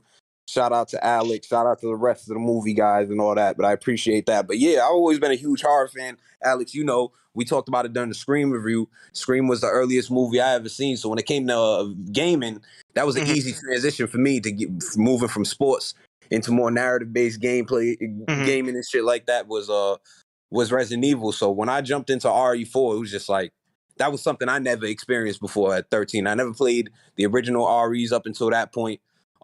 Ended up beating at least 20 times on PS2. Once I got rid of my PS2, I ended up buying a GameCube because it was cheap as hell just to play Resident Evil 4. Played that over and over. 360 came out. They ported it, beat it multiple times. Xbox One, when I had my Xbox, ported it, beat it multiple times. All in total, I probably beat that game 60, 70 times against, 4 generations? Across 4 generations. So I knew that game like the back of my hand. It came down to the point where I could beat the game in like 3 hours. I would just sit down and I ain't got shit to do for 3-4 hours. I'm gonna just beat Resident Evil 4 real quick. Like, now, I was obsessed with it. So did you go back and play the other Resident Evils, or? No, I did. I went back and played RE Remake, the first RE Remake. Never played Zero. Tried to go back outside of the remake, the original RE2, RE3. I actually had Code Veronica for a little bit on Dreamcast, but at that time I didn't know shit about how to actually play real video games. Like I said, it was just sports games at the time. But try to go back. The tank controls, fixed camera angles wasn't for me. So really my start was Resident Evil 4, going into Resident Evil 5, another game I probably beat 20, 30 times. Way action, over the top. Obviously was a lot of people say Resident Evil 4 is where they kind of started to stray away from the survival horror elements. I would think they say Resident Evil 5 is when they went crazy. No, that was the one. No, Resident Evil 6 definitely where they really jumped the shark, though. Resident Evil 6, they went completely overboard. I did not like Resident Evil 6. Just the way the characters controlled, they moved. I enjoyed Leon's storyline for a bit, but when I really got to play the RE2 and RE3 is obviously when they were remade. RE2 Remake is my favorite Resident Evil game after the original RE4. That game I beat probably another 20 times. Hell, when they dropped the port for PS5, not the port, the update for the PS5 version, I poured in about 30 hours into RE4 after pouring in 30, 40 hours on Xbox One, similar to RE3. RE3 is cool. It's a hell of a lot of fun. Way too damn short, but I can still replay that game over and over and over again. But still, Resident Evil 4 is like the crown jewel to me. Like, I have so many moments tied up with Resident Evil 4, literally hopping on the city bus on the weekend with nothing else to do, sneaking away from my friends that I normally go to the park with, chill outside with or whatever, not telling them what the hell I'm doing because I didn't want them to look at me crazy. I'm taking the bus to go to the mall by myself to play this damn GameCube in this EB Games. Literally Now, EB Games. That's what EB Games. What was the remake? Yeah, that's what I'm gonna say. Like, what were your immediate pros and cons? Since you're so familiar with it, I remember in the Telegram you was like, "Oh, I was expecting this, expecting that." But so, what was your first impressions with the remake? Well, my first impressions going out to when the demo dropped, and the demo immediately took me back to being that 13-year-old kid in EB Games playing the damn demo because it was literally shot for shot. It's exactly what the original demo was. The shotgun was exactly what you thought the shotgun was going to be. The same exact cutscene with Dr. Salvador coming out with the chainsaw. That was so immediately just from the demo, I was extremely hyped. Alex, you know I was hyping up the demo. I've been hyping up the game in the Telegram. Talk about, yo, I'm excited for this. This is all I give a fuck about. This is all I care about right now. Yeah. You're chastising me for not seeing John Wick. I still ain't seen John Wick because I've been doing nothing but playing Resident Evil 4. Been doing nothing but playing Resident Evil 4. But I love it. As far as weakness, I really don't have any major complaints. Got 2 real minor complaints. Really whoever voiced Ada Wong, get her the hell out of here. Like, get her the fuck out of here. Oh, I don't know That's if a y'all good. seen Young I got a Miami. question about that. Why She's is being she harassed. shutting down her Instagram and getting harassed? They're harassing her because they don't Yeah, like that's Because her performance was bad, or I don't No, it was- think it was all that bad. They felt like it was a little bit monotone, but is it amazing? No, but is it bad enough that you would go to the voice actor's Instagram account? No. No, yeah, I agree with that. I would compare it to Young Miami's appearance in BMF. Oh man, it ain't that bad. Where is my husband, Meech? It ain't Where is that my bad. husband, Meech? Yeah, You she was better make them terrible. pay for this shit. Yeah, she was terrible. Some of the things I loved about the remake though is some of the environments from the original that were already kind of bland and lifeless to begin with, especially looking back on it 18 years later now.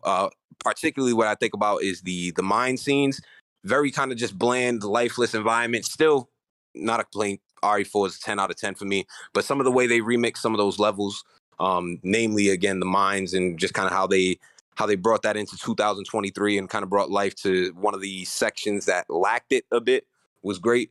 Some of the twists they had on things that you were expecting if you were a fan of the game, little slight twists here and there. I love what they did with Luis, and how they don't want to give any spoilers here or anything like that, but how they altered his storyline, how they provided some backstory and insight into his character. Love kind of expanding more on Operation Javier and the relationship a little bit through some of the notes you come across and some of the voice records you come across between Leon and Krauser.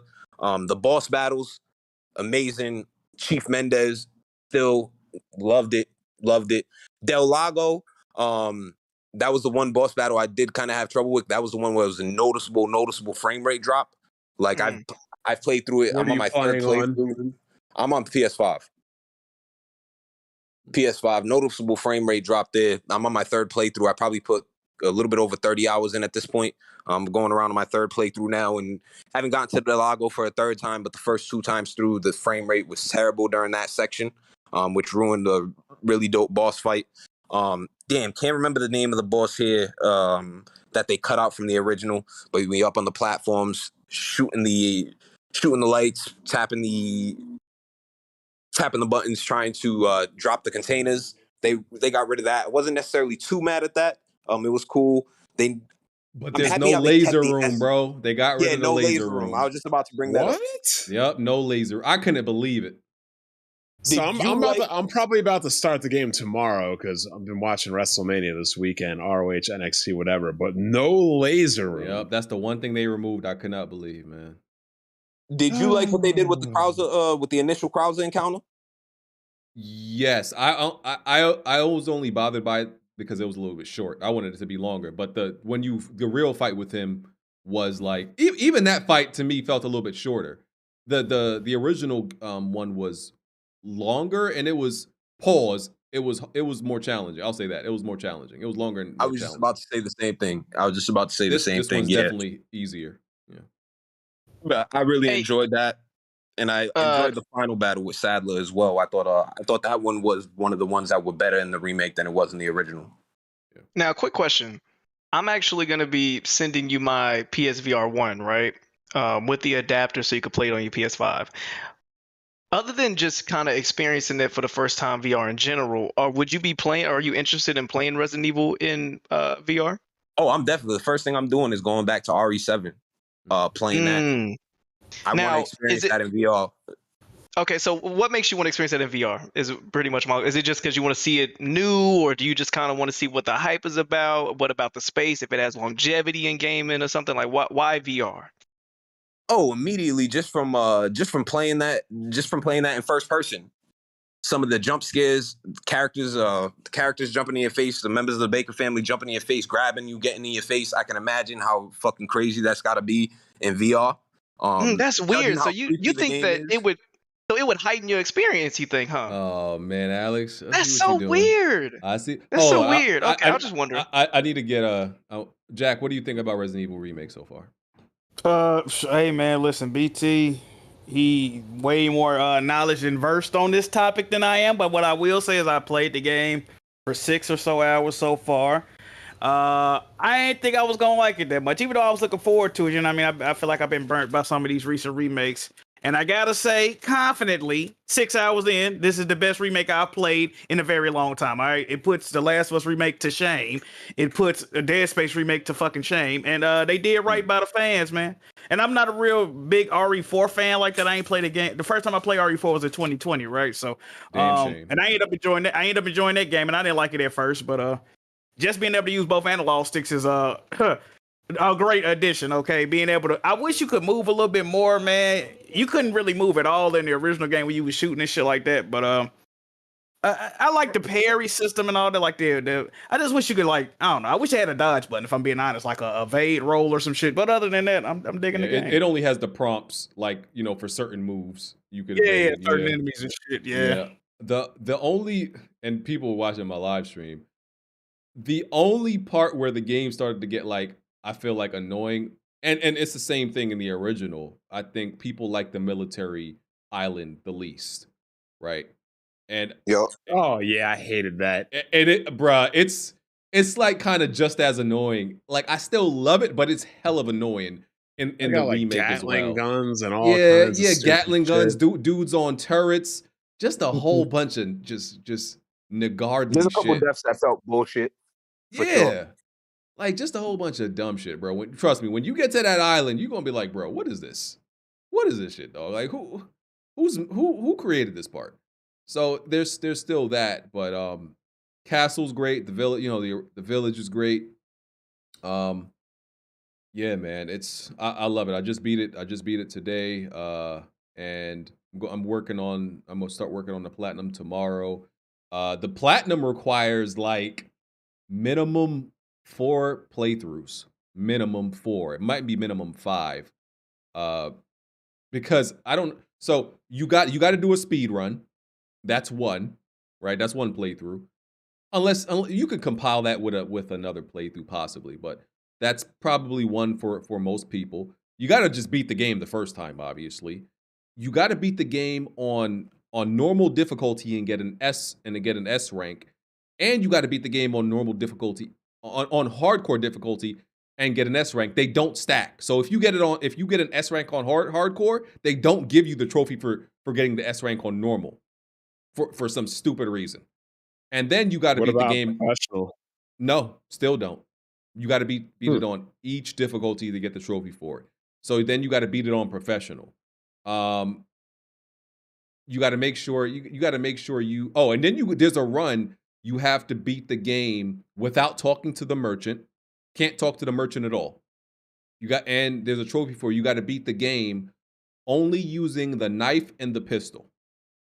So these are all the different runs you got to do. Some of these you can obviously, like I said, do at the same time, but it's a little bit challenging to do, you know, too many at the same time. So that's why it takes so many playthroughs. But I love the game. That I don't mind.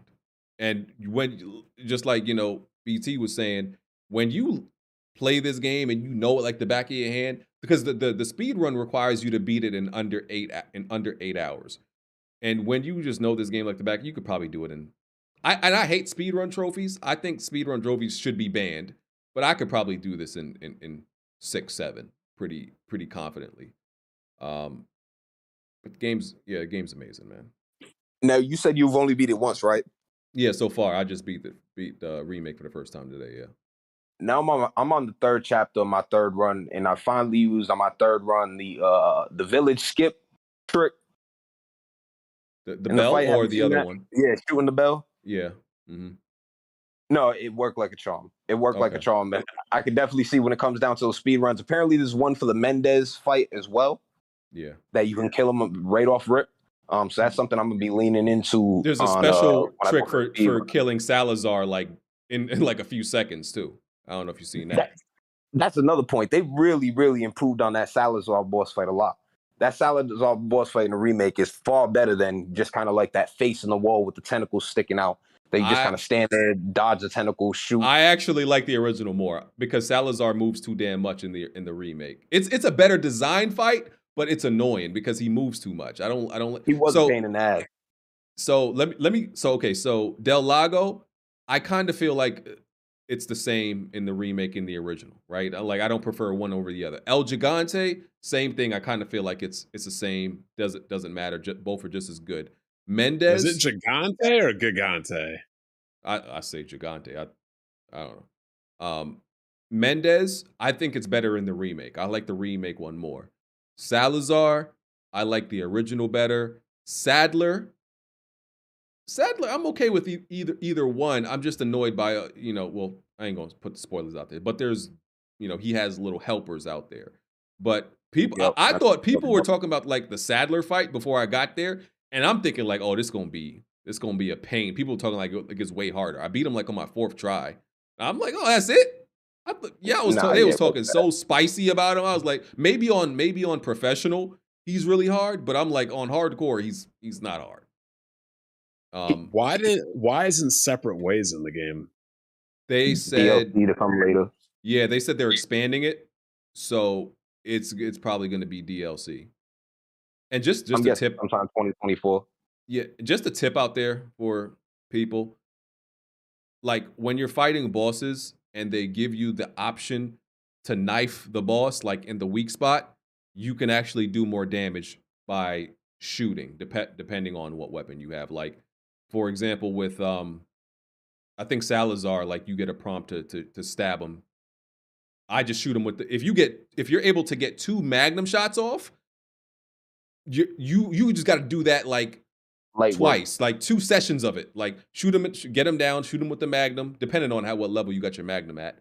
Shoot him with the magnum twice, do it again, shoot him with the magnum twice. The boss fight is over. So they give you the option to knife him, but if you got the magnum or a weapon that's just as strong, shoot them. It does way more damage. One thing I'll say about the ending, and I'm not going to spoil the ending, but I think BG, did you see they pretty clearly, explicitly, I would say, told you Resident Evil 5 remake's coming. Oh, you're talking about the ending? Yeah.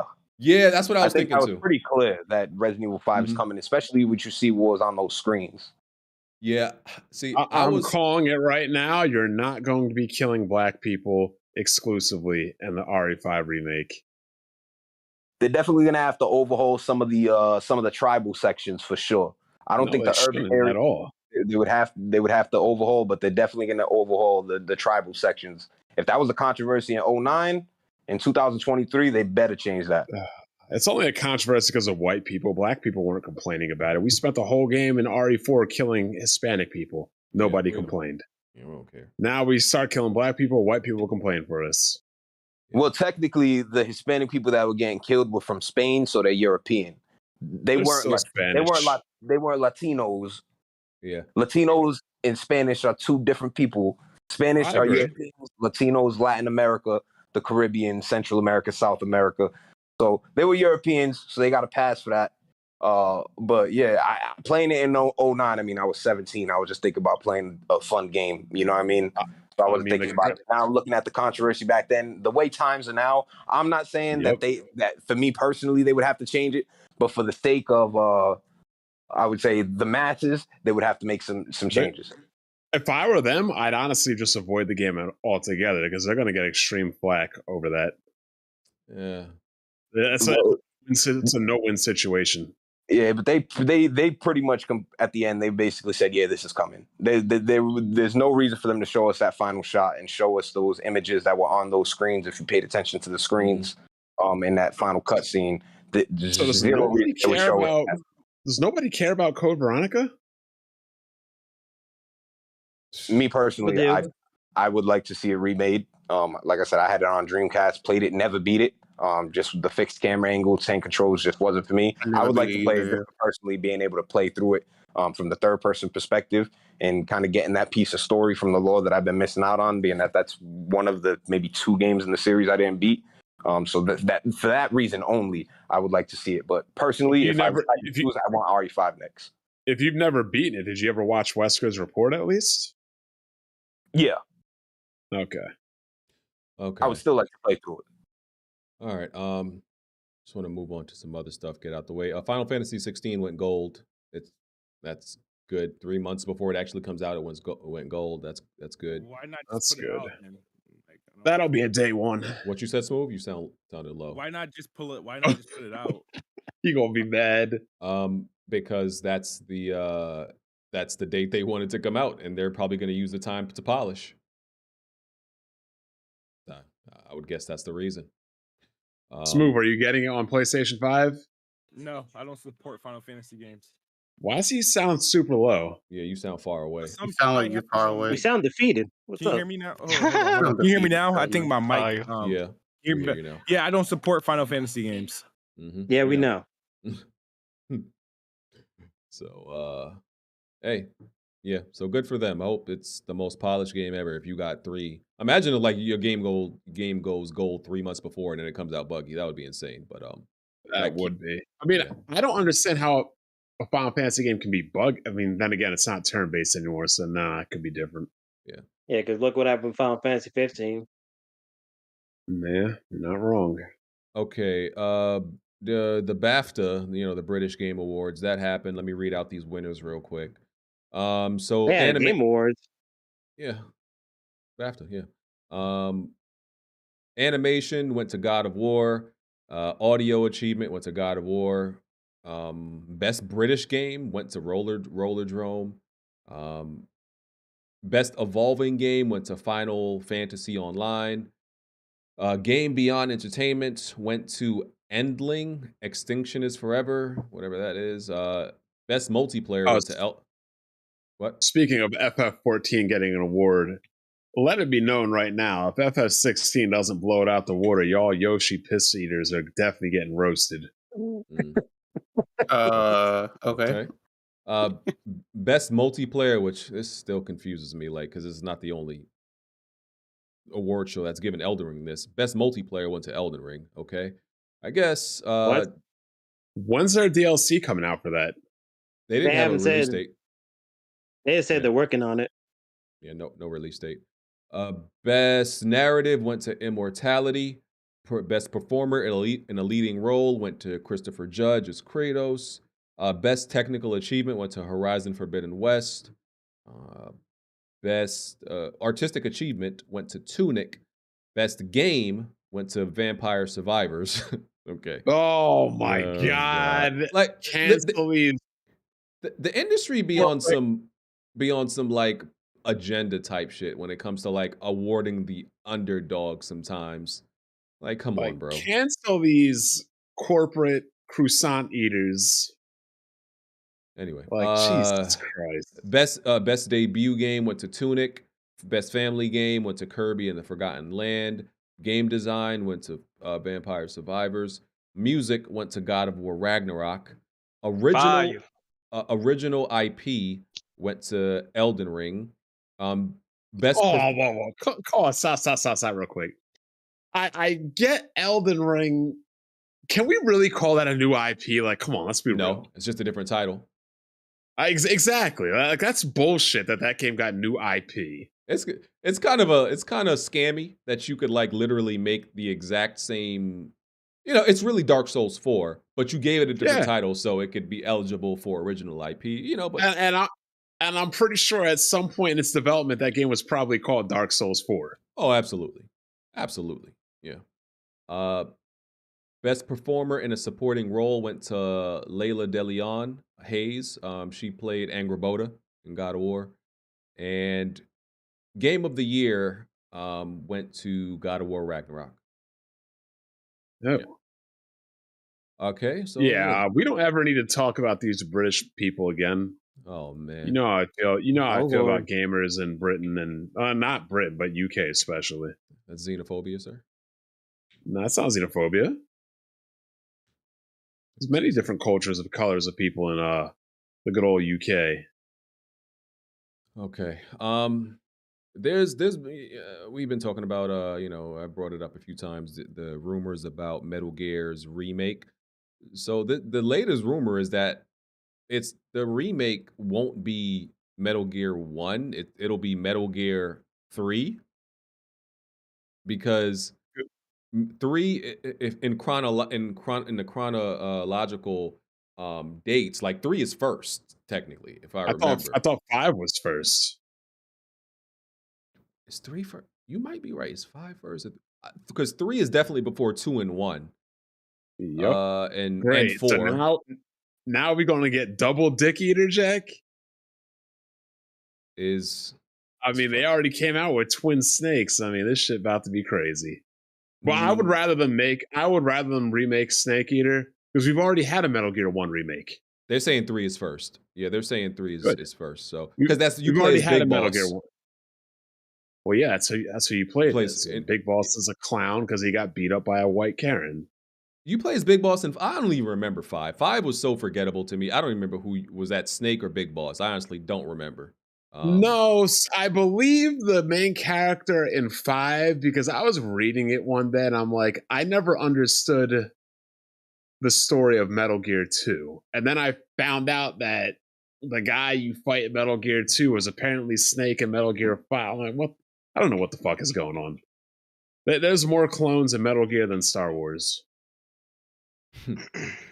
Okay. Big Boss's body double. Okay. Well, apparently, yeah. They're saying the rumors are Metal Gear Solid 3 remake, which is first in order, is going to come out in 2024, and it's going to be revealed later this year. I actually believe this rumor. I don't believe most rumors, but I actually believe this. So we will see. Yeah, apparently Big Boss dies in Metal Gear 2, but that's his body double, who is the main character of Metal Gear 5. It's just like, what type of drugs y'all think Kojima did or does? Because he didn't come up with these stories sober. All of them. All of them. I'll buy it. Like, what's the choice of drug for Japanese people? Not sure. Ain't it ramen? Oh, no more. Probably, bro. That's racist. Come on, bro. Kodia, what are you doing? What are you doing, bro? I'll say for After Dark. All right. Does dude have any kids or a family? Don't think so. Not that I've ever heard of. Yeah. Okay. What else I got? There was Naughty Dog put out a note, right? The same day they put out that botched Last of Us PC port. They put out a note on their blog, pretty much just reassuring PC players that their games will go to PC and they will be supporting PC in the future. They didn't specifically say games are going day one to PC, but it's kind of like, why would you put out this note if that wasn't the case? Because we already know PlayStation games are going to PC. So why would you put out a note to reinforce that? That would be redundant to tell us something that we already know that's already been said. And that's why a lot of people are just presuming this means that you mean day one. And I hate this type of shit, because if it's day one, bro, just say it. Like this vague ass note. They don't want people like Jack to be crying. Jack, you gonna be crying, brother? This happens? Doesn't concern me. Oh man, here you go, Jack. I'm sorry? I like the mellow Jack move. We chilling today, Jack. Yes, sir. Don't concern me. We chilling today, Jack. Hey man, Naughty Dog is priority. Jack is not a fan of Jim Ryan? No. Naughty Dog is prioritizing PC over the PS5. As they should. No, they're not. I don't agree with that. But they should. I don't agree with that, but people be no, they're not. All they're doing, they just committed all they're doing is moving forward, and this all just more hints to Factions. Factions is probably going to be their next release, and it's going to launch like a day and date on PC, and The Last of Us Part 2 will initially come to PC. Hopefully, they choose Nix's to do the port, but I don't think they're like prioritizing PC, especially with this recent port.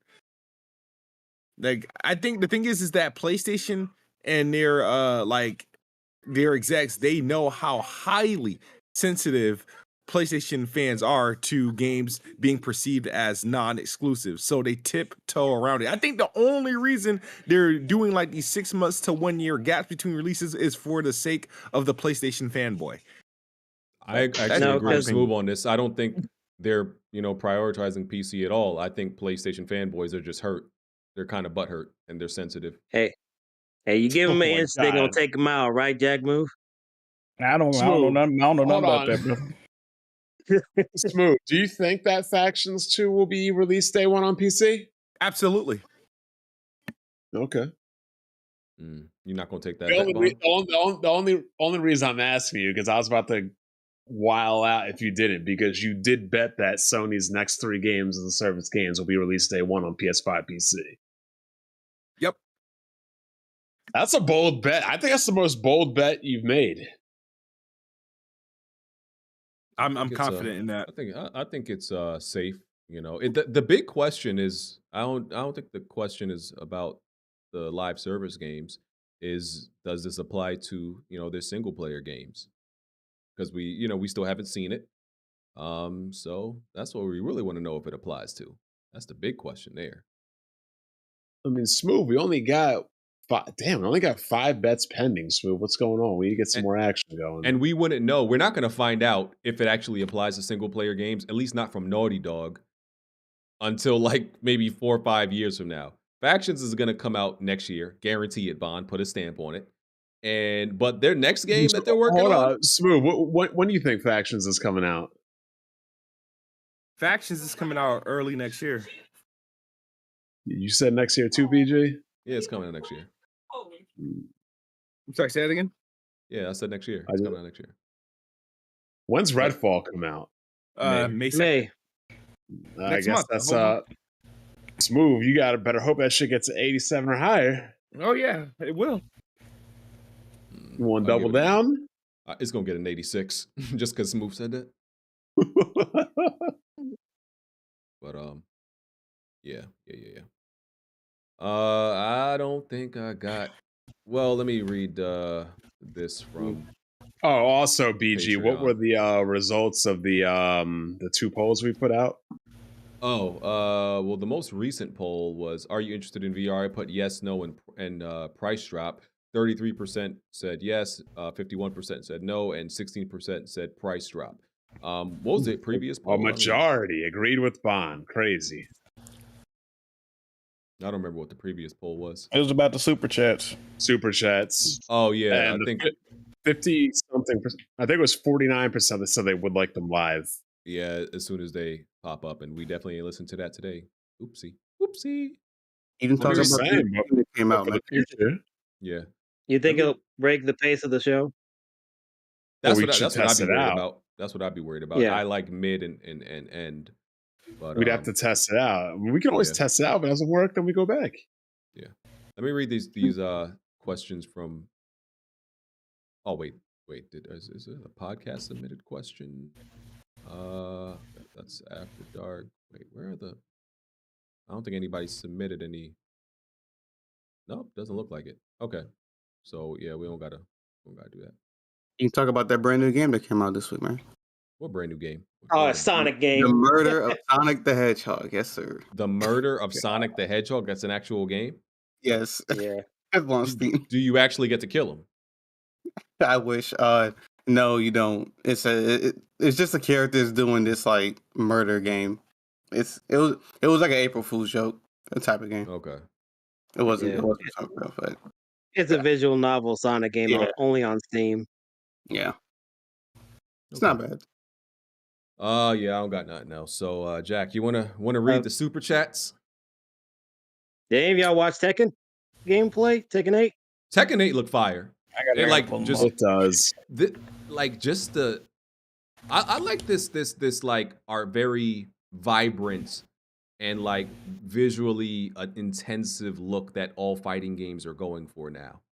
Like just vibrant and everything pops and it's just very exaggerated and like I like that because Did like anyone watch in Japan? for a while I feel like I always liked watching Tekken, but I always felt like the game looked kind of dry, if you know what I mean. You know, it always had that dry look.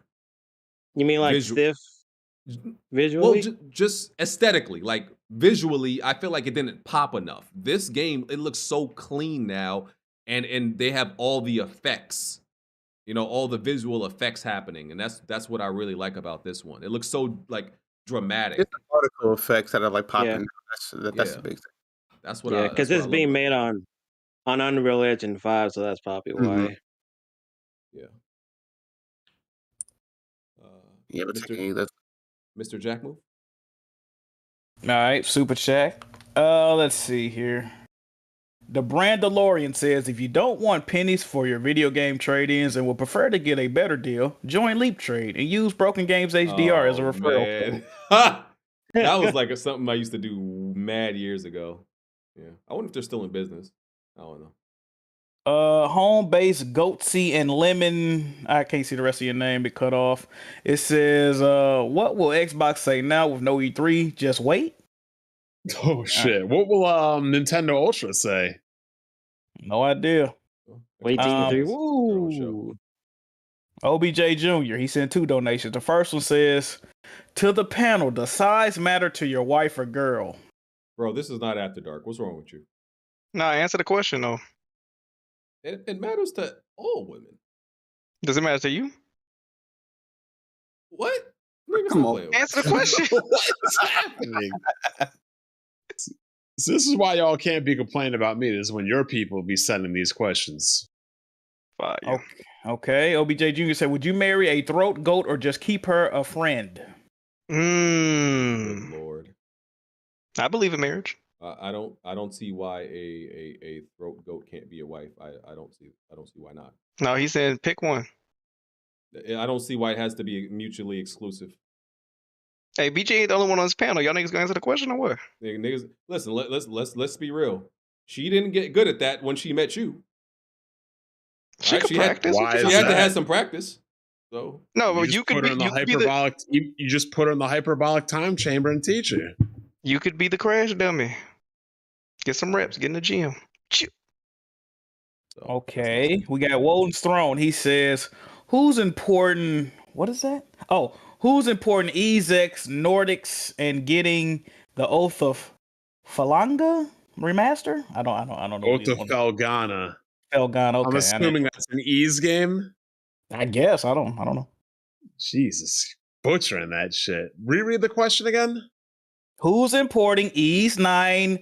And I don't even think it's called Nordics, is it? I don't think so. And getting the Oath of Felgana remastered. That's the question. I mean, I don't know why anybody would. I mean, Ease 10 got announced. Still waiting for them to remake Ease 5 because Ease 5 is the only one that's like unofficial.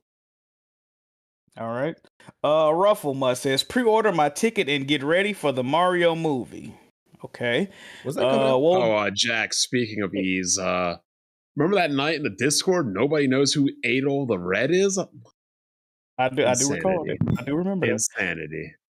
The Mario movie coming on Wednesday. Woden's Throne says, the only Japanese gaming company that has completely abandoned Xbox is Falcom. Falcom hasn't put a game on Xbox since Ease Origins. Okay, damn. Nobody cares. All right. LMC Fig says, Tears of the Kingdom reuses the same assets, animations, and same map from Breath of the Wild, but hey, it's portable, right? You're a fucking idiot. I'm going to hit back on that one. That's a stupid... Sequels should do that. That's what I should comment, because Majora's Mask did the same thing for Ocarina of Time. No issues. Like, what do people expect sequels to be? I'm sure God of War and the New Horizon did the same thing. Like, do they expect people to redo everything for every game? Here's I'm what sure happened. Battlefield 3, 4, 5 probably use the same assets too. Here's what happened, right? Sequels should do that. That's what sequels are supposed to do. Doing anything making a brand new assets for a sequel, like a direct sequel, is idiotic. It's only become a problem. Yeah, it's only become a problem recently because dick inhaling, mouth breathing fanboys decided to use reusing assets as something to shit on a game for. That's the only reason it's become a problem, because fanboys are idiots. Yeah, Gears of War 1, 2, and 3 all use the same assets. They didn't get like different ones until a new generation. That's how gaming really has usually always been. You don't get new assets until a new generation or a new engine. Now people want new assets every fucking game, which is not efficient at all to develop games. Yeah, they're going to scrap all that, and then games are going to take longer as a result because of that. But you're an idiot. Whoever said that super chat, you're an idiot. Facts. That was MC Figs. He's in the Discord. Probably a PlayStation meat rider. Okay. Forget it. Brian says y'all can't name a peripheral Sony never forfeit on. Yeah, I'm What pretty does sure he mean by that? PSP, but you know, I don't. I guess. Yeah. iToy, Eye of Judgment, PlayStation Vita. I know that a peripheral. The way he worded it, he's saying, he pretty much saying they did forfeit on all of them. I think that's what he I meant. don't think they forfeited. Oh, on. okay. Well, I don't know. I don't care about handhelds, but as far as I know, PSP was supported.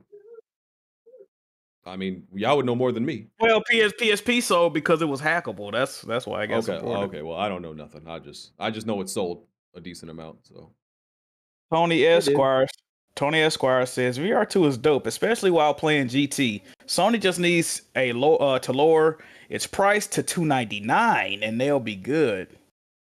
Jeez. Walden's Throne said, born in 3D gamers have a stack of dimes for a neck. Oh God. Jeez. And OBJ Jr. says, didn't Sifu clap BG's cheeks? He gave up midstream. no, people have seen me beat that game.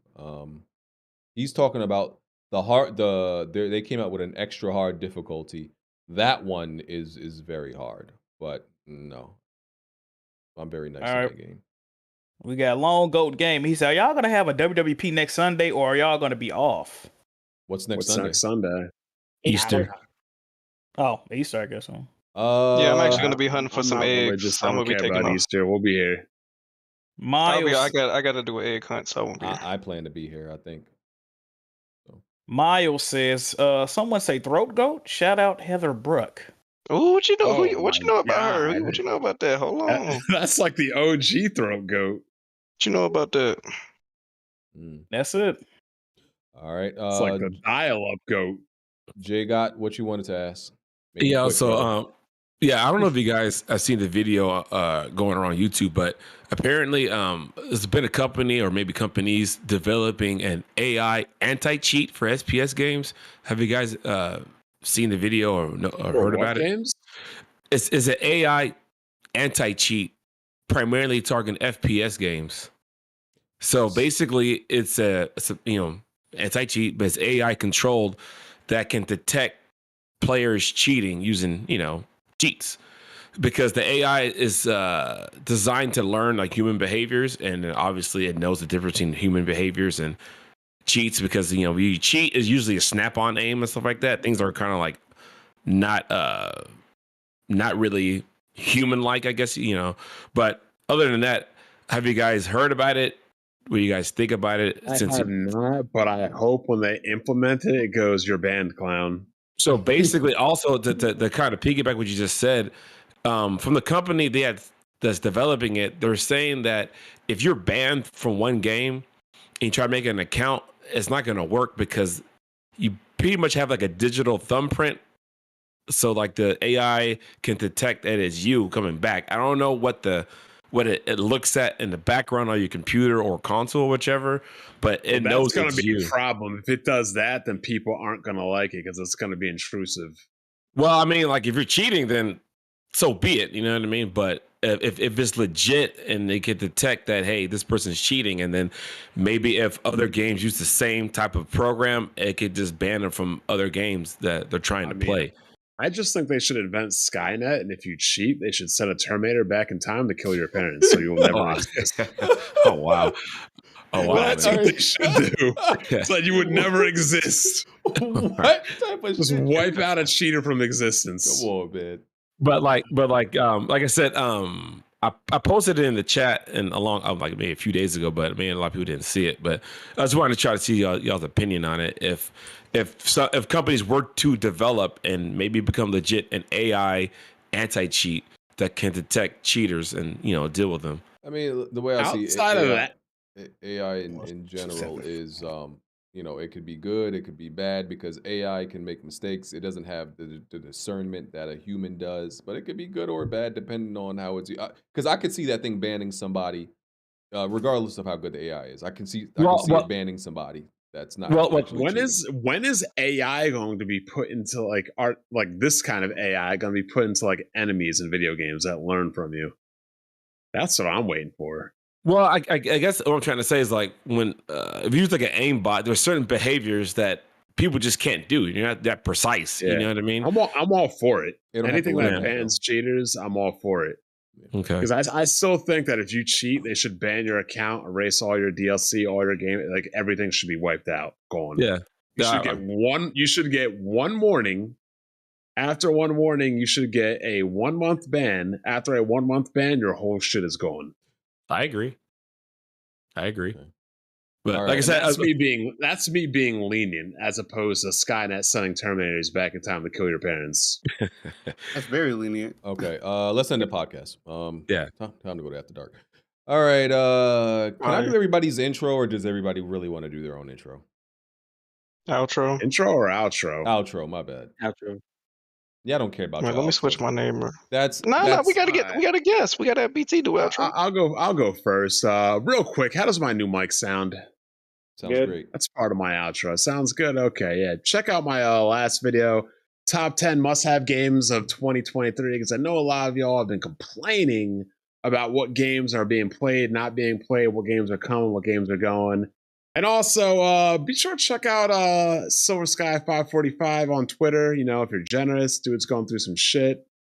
Help him out, donate if you feel like it. No, just looking out for people in the community. I donated 100. Y'all can out-donate me because I'm broke, remember. Okay. BT, thank you for coming through, brother.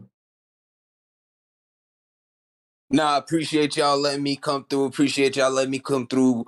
Buck, aka BT, shout out the whole LFE. Alex sells pussy, and Little Rocky's known as Cherokee to Arkansas. What?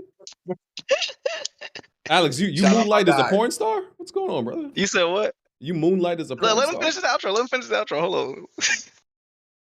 Oh, no, I just want to shout out Cherokee to Arkansas, aka Alex. Got pussy for the low. Wow. Fire. Thank you so much. I guess I'll just lead into my outro. This is Connect Apologists. We had tornadoes trying to take a boy out. You feel me? Ripping up through my city, nigga. I went to the tornado. I said, watch out real quick. Like, I got people I care for out here. So, yeah, see y'all next week. All right. Jack, Bye, everyone. Smooth. Good show, guys. Yeah, I think I'm about to beat Far Cry 5, but yeah, good episode. See you guys in After Dark. Jazzy. Great podcast, everybody. I'm going to play Horizon Forbidden West, and if it's ass, I'm coming after Tarek Ahmed. All right. And Rystar. Oh, my bad. See you. Typical I was Chicago playing- nigga. Don't even know how to speak. I'm playing Virtua Fighter. My bad. Oh shit! And you know, I was gonna say that in regards to Tekken. When's Virtual Fighter 6 coming out? We need one. It was supposed to be a rumor that they were supposed to announce something after Evo Japan. That's why I was watching it, and they never said anything. And I was mad as hell. So need that. This game. It came out in 2006, and we're still playing it. So All right. Let's get out of here. Chat. Y'all have a good week. We'll catch y'all next week again. Yeah, we out. Make sure y'all buy some Connect games. Cheer. Yeah. Peace.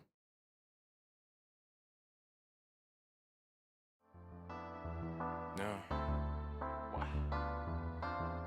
Right. Plenty of tried and plenty of failed. You can run and hide, but you can't dodge what's in my weapon well. Name another pot that's big or small, I'm contested it still. Name another spot or any section, I'm king of the hell. Name another squad that wanna test it, I'm beating them still. Bye.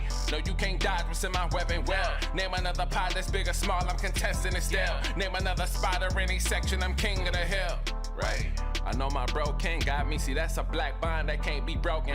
No Idris Alba, I'm a black bond. Aiming a scope and all black panel. You can never try playing us token. Yeah, we playing games, but now one of us playing or joking. Not at all. Oh wait, then Jack Move came in with the trophies, God in a lane of its own. Like, how can you gamers approach me? Tell kids move to body you in Halo, then send your family an angel emoji. You should've known, dog, you ain't got enough Series X's. Blind got all the answers, no, you ain't gotta ask Siri questions. All the latest gaming news gotta be here to check it. Since 2015 and beyond, I'm just here to respect it. When you at the top of your tier, it's a blessing. From the bottom, so no way we appear to be desperate. This for anybody doubting, I'm clearing a message. And if you ever had a problem, I'm here to correct. Plenty and fail. You can run and hide, but you can't dodge what's in my weapon well. Name another pod that's big or small, I'm contesting it still. Name another spot or any section, I'm king of the hill. Name another squad that wanna test it, I'm beating them still. No, you can't dodge what's in my weapon well. Name another pod that's big or small, I'm contesting it still. Name another spot or any section, I'm king of the hill. Right. I know what it is, man. Weapon Well Podcast, y'all know what we got in the building, man. We got BG. We got Kid Smooth, we got Jack Move, we got Black Bond, I mean. Blandrew, I mean, what you can't off strafe us, bro. Like, the strafe too strong.